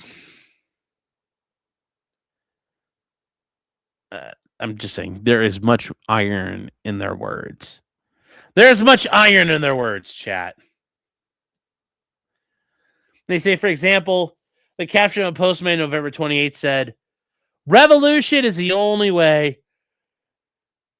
Stop peaceful protesting. Rise up. Fight back. We are not outnumbered. They are. Organize and be ready. I mean, I agree with this. Organize and be ready, chat. Organize and be ready. I'm devaluing that meme. I hope so. I hope I'm devaluing it. And then in November, they distribute a bomb plot that targets U.S. companies. Okay. So in November, they meet with two TILF members. And a member known as Asiyanak was later identified as the crazy chick, and then AK. And that's where they provided them with the 8-page handwritten document called Operation Midnight Sun. The source also saw that Carol appeared to possess 3 or 4 additional copies of the handwritten document. And within the document the the source provided, there were 5 target locations identified and classified as marks, with 5 additional blank slots observable under the caption, add more if enough comrades. And they put the largest locations were identified as property and facilities operated by 2 separate companies that are engaged in interstate and foreign commerce. Cluster yawns, yes. Well, I just want to know, what are they going to do? Like, I don't know. I just don't know how they do this. They point out that my handwritten view of the plan, the document outlining a plan of operation, identified there would be teams of 4 OTG or on-the-ground participants, plus 1 additional participant who would assess them. Specifically, the members of each team would plant backpacks with IEDs at different points along their assigned buildings. The listed IEDs would be pipe bombs, and they talk about 1 member of each team will create official graffiti for a red triangle and 1 message of the team's choosing on the sidewalk close to the building, while the other 3 are placing the devices. And they say the team members, the off-ground team member, is assigned to be listening to police scanners or in a vehicle in case an emergency getaway is needed. So I will give them credit. It's nice to have a setup like that. They are preparing, chat. They did start to plan their work. Obviously, it doesn't sound like they worked their plan, but they try to get ready, which is a little disturbing. But hey, here we are dealing with it now. There's not a lot we can do. I mean, there's always a rotary wing option at this point. I'm just saying, chat. I'm just saying.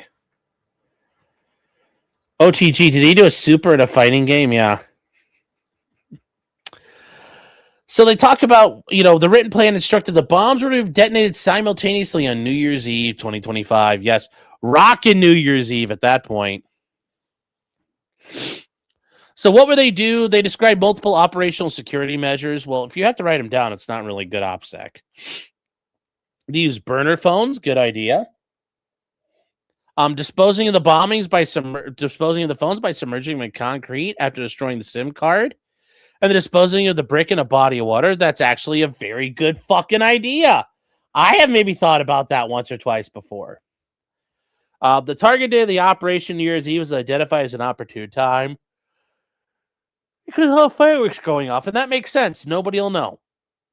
And they say absolutely no mistakes can be made. Fair enough. You can't make mistakes in your terrorism plot. They outline the use of black block over top of a layer of casual gray block on top of normal street clothes in order to keep their hair very tightly concealed, to wear gloves and leave behind no DNA. They further instructed participants should leave their personal devices at home or make sure they were set up to stream in a really long movie during the time of the attacks. They point out that, yes, black blocking is a tactic where you wear black and concealing clothing, like mask to protect your identity and project a sense of unity. But yes, there is also Black Bloc as an organization. They also want people to craft alibis to give them plausible deniability. They discuss pre-operational surveillance, which is good. You got to have pre-operational surveillance, chat. The identity of deblock or declothing locations, meaning where you can drop off your, change out your identity. Anything other than the IDs behind, as they cannot risk any evidence tracing back to us. That's true. The plan also noted the benefit of placing a small pebble in a shoe to alter natural gait, which could obfuscate their identification of somebody. Yes, because gait analysis, computers can do it now, but you can tell if somebody's not walking the same. And you could do it with them a lot.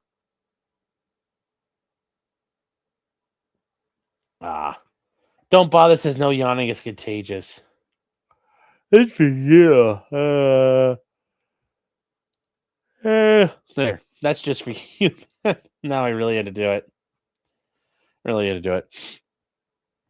They also know the plan of placing a small pebble in a shoe. They cover that. Instructions on how to purchase materials to construct a pipe bomb using cash only. Purchasing in small quantities and splitting purchases amongst a team rather than individually. Yeah. Yes. So in addition to this plan were the components required to build a pipe bomb as well as how to create homemade gunpowder. Yeah, that's not a bad idea. You gotta make your low order explosives to get the higher explosive in. So they also did the ingredients of gunpowder, the tools necessary for producing gunpowder, and general safety tips, guys. And safety, remember, you gotta have your safety squints on. Yeah, so safety, the biggest safety thing you can use when you're working on anything is really safety glasses. The rest of it, just be careful and you'll be all right. But yes, having safety gear on hand is not a bad idea. It's actually a very, very good idea. And if you're going to start doing glowy stuff, you should definitely have a first aid kit on you. So, and they point out here that based on all this, that they were getting ready to make bombs. We know they were. Stop yawning. Your mom yawns. So they go on to discuss this with other co-conspirators, including number 1 and number 2. And they say, the source audio recorded the meeting. It's fucking sketchy, man. So they talk about there were other TILF members who had aliases who were present. And this is just absolutely fucking insane. You're hanging out in this group, then all of a sudden they want to start killing people. And you're like, how does that work? I don't know. But anyways, they gave these other 2 people a handwritten document containing the attack plans. And co-conspirator number 1 acknowledged the plan and expressed concern about the timeline, indicating they're running out of time to complete the plan. Yeah, because Trump's about to take over. And they also identified that the co-conspirator number 2 was likely aware of the plan, but did not make additional comments. And, he stated that co-conspirator 2 could not do stuff with them, but could provide off-ground support. Well,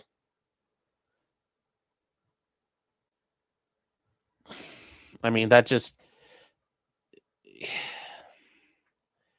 So why can't the guy do anything? I don't know. This doesn't make any sense here. Anyways, get to monitor the scanners. And it says co-conspirator 1 returned the plans. And they talk about but it's I don't want to be involved. They say at approximately 11:30, they also noticed that the Carol departed her own house along with co-conspirator 2, and they drove along looking at things to do. It followed them to a motel.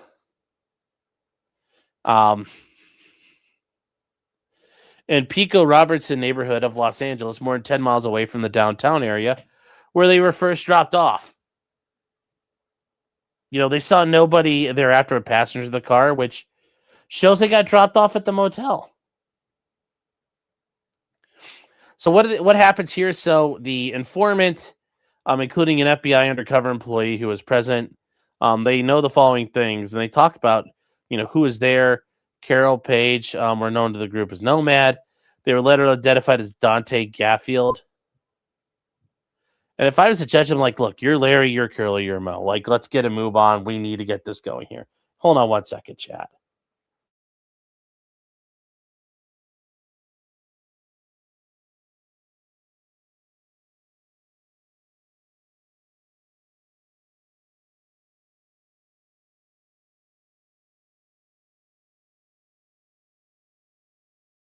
All right, guys. Yes, his name is Gaffield. So they later, the undercover told law enforcement the papers contained detailed instructions on how to construct a black powder pipe bomb. According to them, yeah, who knows? Following the review of the plans, he was asked whether some of his comrades would be on his team. He responded he would talk to them. He says he was added to the Blackload signal chat group, which the co-conspirators used to discuss, all this stuff. It's just, I mean, this is so cringe. She then took back the handwritten document, stating it was the only copy she currently had. It's like, proper document control is critical, chat. You can't just keep running around with your original draft like that. But what did she do here? She says, in response to a question from the undercover, she said that she had conducted the research for the black powder instructions in the IED plan. Like, I don't know, like, you hear that and it's like, well, how are you gonna get things done or go anywhere? Carol also acknowledged including guides to the plan for co-conspirators to place a pebble in their shoe to change their walk, change their stride. Anyways, he tells the attendees of the meeting that they were doing stuff as clean as possible and that it was 100,000% that the FBI would be onto them. I mean, yeah, but apparently the FBI won't do anything about it. So does it really matter at that point what the FBI does? Because, they knew about the January 6th bomber for how fucking long and they couldn't fucking find the guy or go after him, but they clearly knew it was him and they clearly know what he was doing. So I don't see how they get this. I don't see how they make these arguments. She also discussed some of the co-conspirators who take place in the bombing. She says that number 1 would participate and number 2 would be the off-the-ground guy running interference. And she acquired some 13 PVC pipes. That doesn't work. PVC doesn't have isn't enough of a pressure vessel. You need metal. Duh. Fucking noob. Then she bought potassium nitrate on Amazon using a burner account. It was scheduled to be delivered. They asked the attendees if they would be interested in receiving firearms training for another group. And that group had approximately 1 month training 1 month ago, was willing to train them, referring to the trannies in the group, on the use of guns.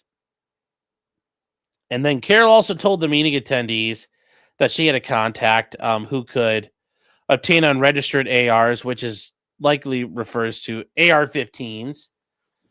And she stated a one TILF member is a former military member who might be able to get them parts.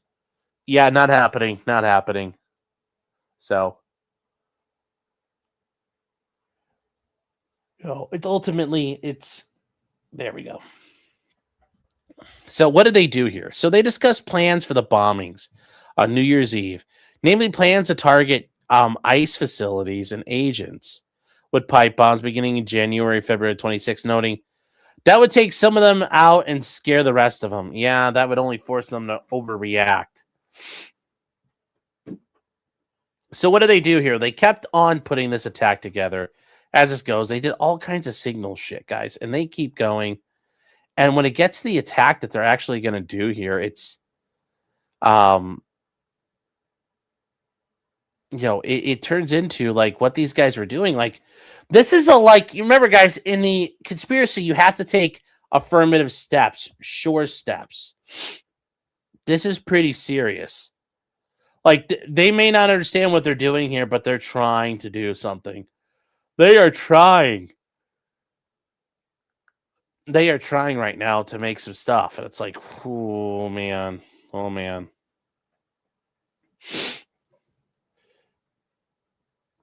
So what did they point out? Well, these guys did some interesting stuff. They set up a tent behind the table to keep the bomb maker materials and the stuff shaded from the sun. They also took out a bag of charcoal and prepared to start grinding one of the precursors powders that be used to create an explosive. And they say after the ICE alerted to the law enforcement that bomb testing was imminent, the FBI intervened and placed Carroll, Page, and Gatfield and Lai into custody.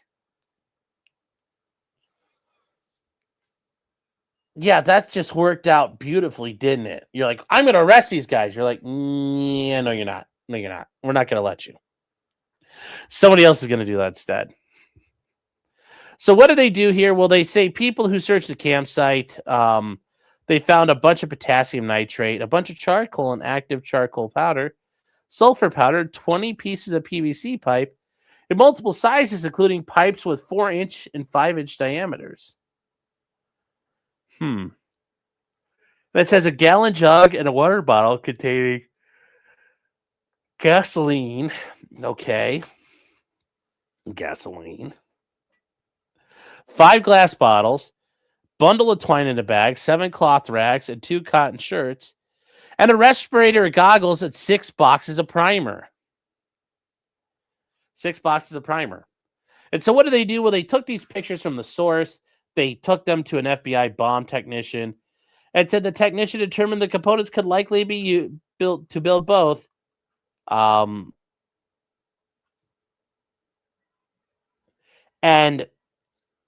yeah, it's that they could build both in IEDs, and they also could be building Molotovs. And they could also do, they say Molotov cocktails, and that the components were readily available. They are. They are. So what happened here? Well, on December 12th, they executed search warrants for these fucking weirdos, and they retrieved a bunch of items here, which this just seems like it. This seems like kind of fucking set up. This shit doesn't make any sense here. All this stuff rolling through at this point in time, like on a Thursday or a Thursday night. It's like, what is this really meant to be? This looks like garbage. This looks so fucking fake. This looks so fucking fake. This looks so fake. In one of their houses, they got a bombing note of the 2025 bomb. Now, here's something that's stupid. In Gatfield's residence, he had a taser that records indicate, meaning so it's like a gun, they could track it, had been stolen from the U.S. Federal Protective Service.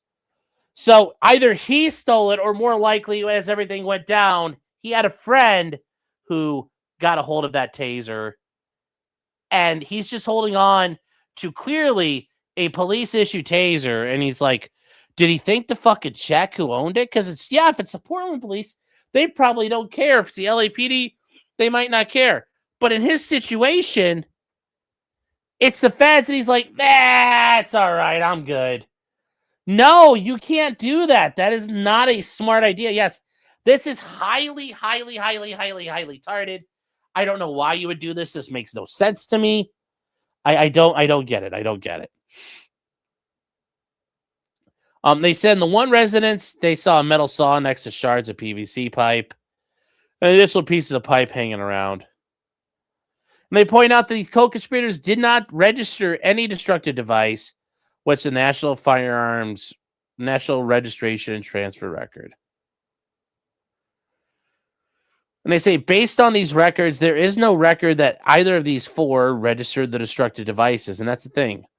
When it's ready to go off, it's done. And they say for the conclusions here, they're saying there's probable cause to believe that these guys all did conspiracy to possess and use destructive devices on or about December 12th, 2025. Yeah, I mean, like, that looks pretty convincing to me. I think they got him. I think they got him, chat. Ladies and gentlemen, we got him. That is one of the things left here, guys. And then we are, let me see if I got. All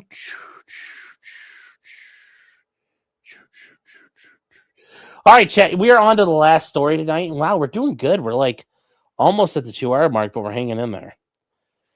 This one is kind of a big deal here. This is Trump. Today,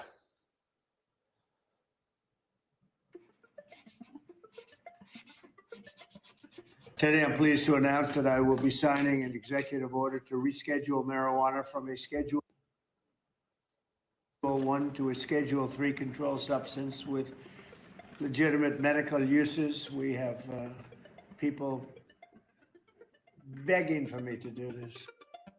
Oh, hold on, chat. Shit, you need to see this. Sorry. So, hold on. We'll back this up here.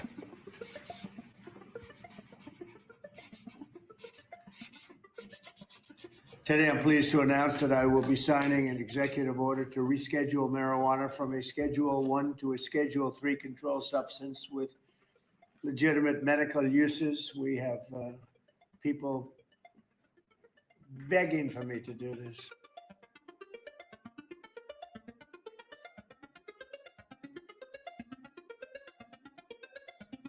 I want to emphasize that the order I am about to sign is not the legalization, or it doesn't legalize marijuana in any way, shape, or form, and in no way sanctions its use as a recreational drug. It has nothing to do with that. Okay, chat. So what does this mean today? So this is an executive order. It doesn't allow you to like, hey, smoke weed every day.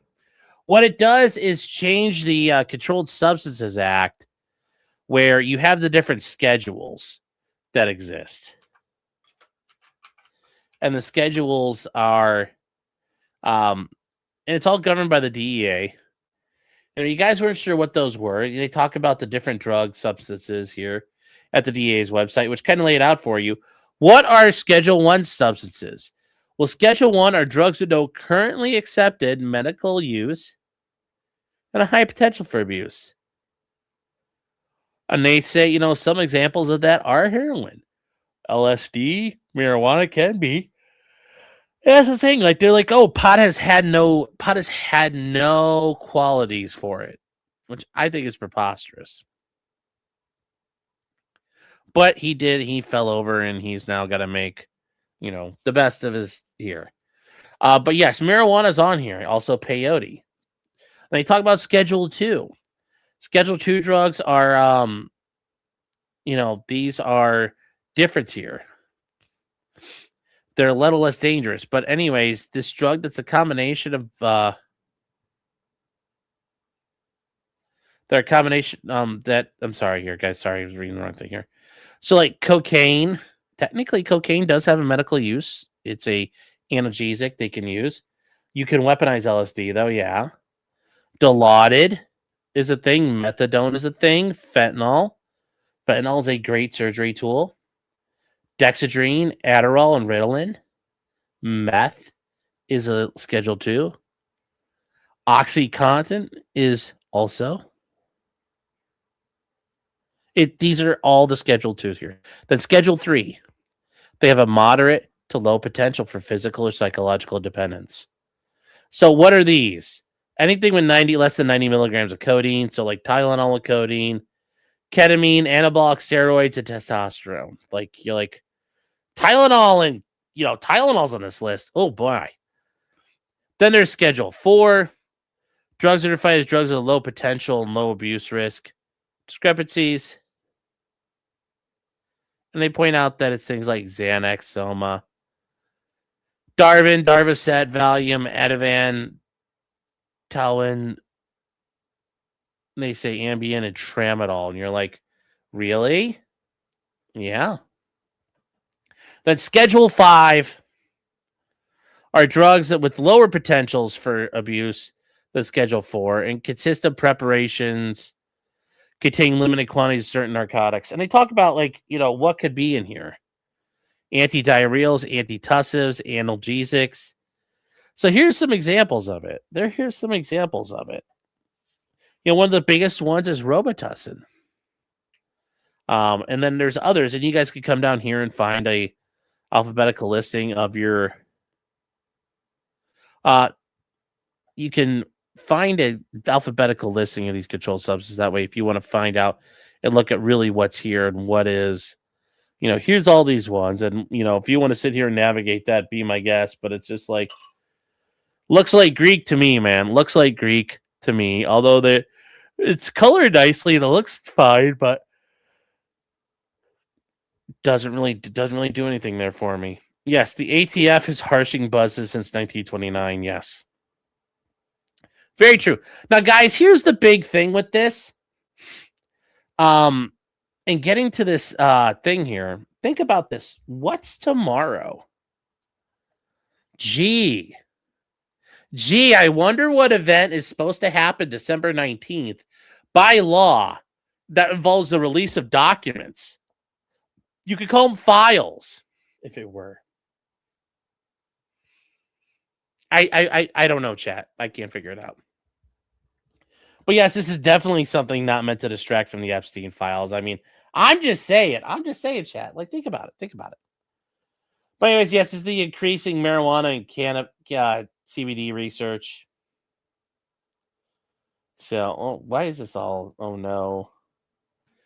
So they talk about here what is going on. They talk about all the different things they want to do here and allow parties to do more stuff and investigate the research of all the things here.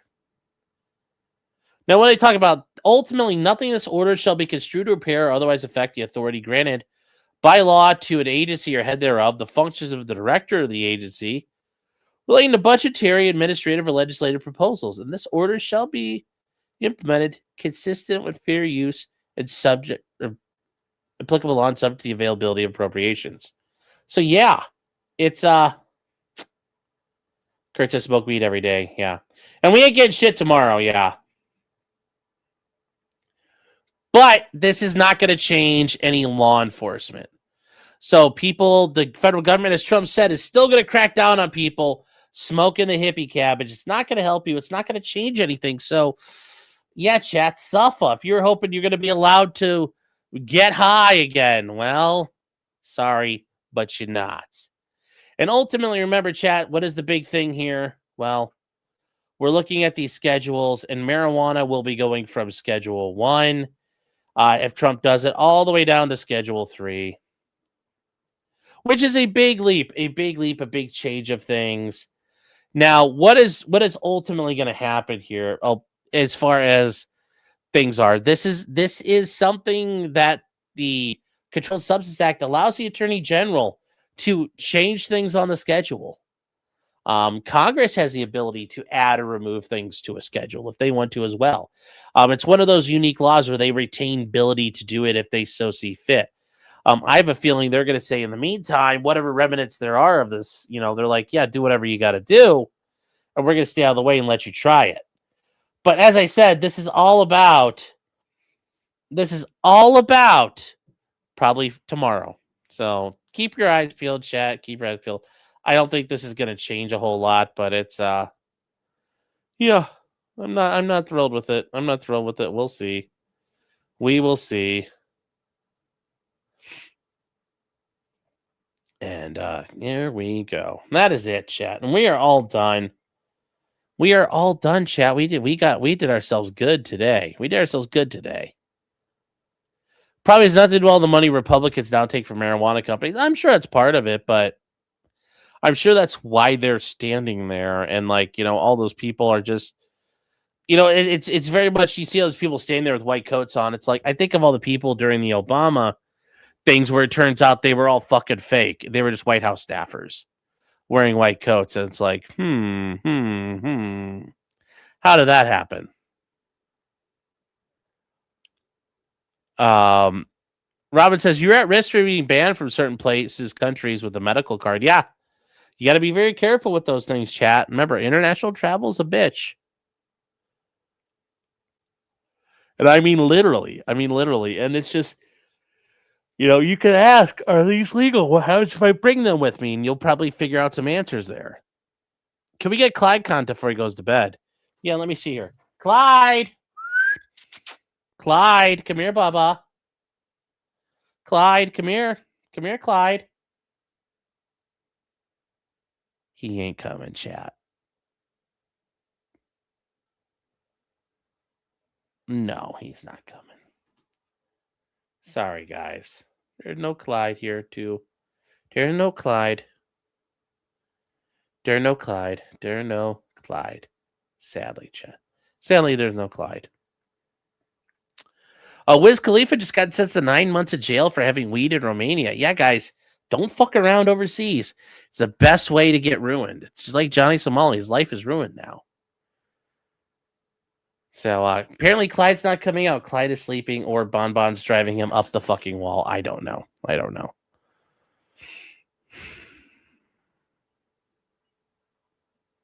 So most of us are no entry lists on a lot of countries anyway. Yeah, fair enough, chat. So we're all caught up, guys. I think I got to all the super chats here. Let me just double check. I didn't miss anything or any of the starred comments.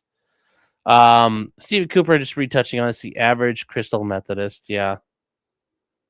So and this gets back to Top Jack-O-Matic says, do you think more states will eventually legalize medical use after the reschedule? Probably, because I'm betting a lot of states mirror federal law. And if it's changed from the things that have no redeemable value, then yeah, why not? Why not? I mean, it makes a lot of sense that way. Makes a lot of sense to me, at least. But I'm not a politician, so what do I know? But thank you, Top Jack-O-Matic. I appreciate you being here. Kia Patha says Trump just won the weed vote. Well, they have to remember it down the road, and they also have to remember to vote. So I'm not sure. I'm not sure at that point. Am I wearing a Honda technician shirt? Looks like I'm about to tell you need a new transmission. Well, some people are saying this was like a Subaru technician shirt, too. No, I'm not telling you need a new transmission. I just need new CV shafts.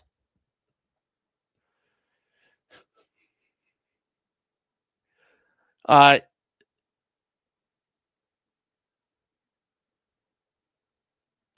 is it going to be the thing here? Let me see. I would get a medical card, but I can't because I concealed carry. Yeah, well, that is a very serious thing, guys. If you do concealed carry and you try to use a medical card, they could take that from you because now there's evidence that you are a drug user who is a heavy drug user, and that's affecting you and things that are going on. So be careful about how you do this. CV joints, you pleb. Well, whatever. You got it. You knew what I meant. Potheads always show up for Super Wednesday to vote. Yes. Oh, that is funny. That is funny. Oh, God, the Roll Tide stuff. Disgusting. So, all right, chat. Well, we are going to wrap this up here. We are going to head over to Locals. That's right, chat. Potentiallycriminal.locals.com. Going to hang out, have some fun over there, guys. Use the promo code FALL 2025 to come hang out with us and do all the shit we're not allowed to do here. Tomorrow night, guys, we are going to have to do it. Our Fridays are now turning into the Russell Greer show. So much stuff is dropped. We're going to take a look at it. I don't know how we can't. I can't not take a look at it. So we'll go ahead and do that.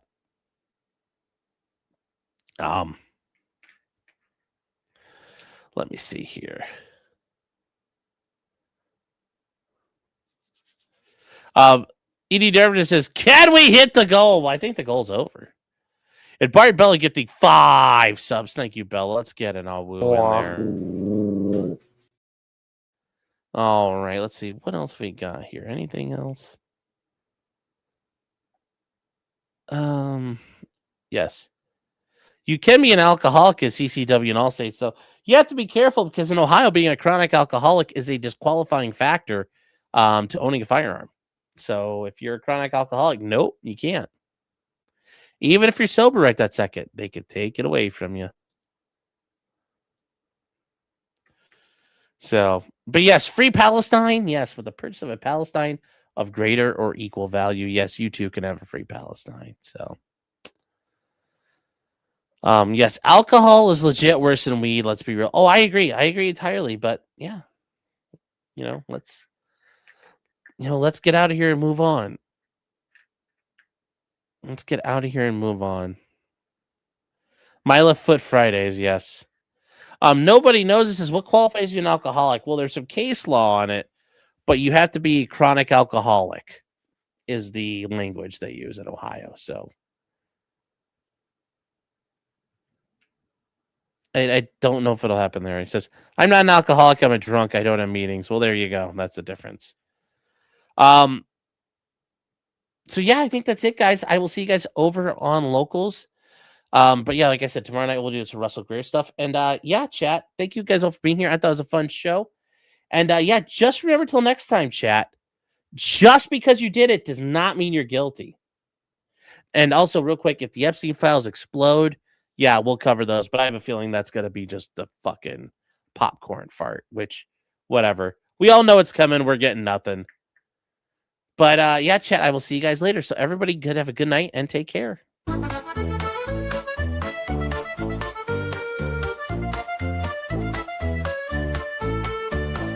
Weapons, blacksmithing, and models of planes, esoteric works, and even some trains. Much merriment had while drinking White Claws, tips on hunting, and even talking the law.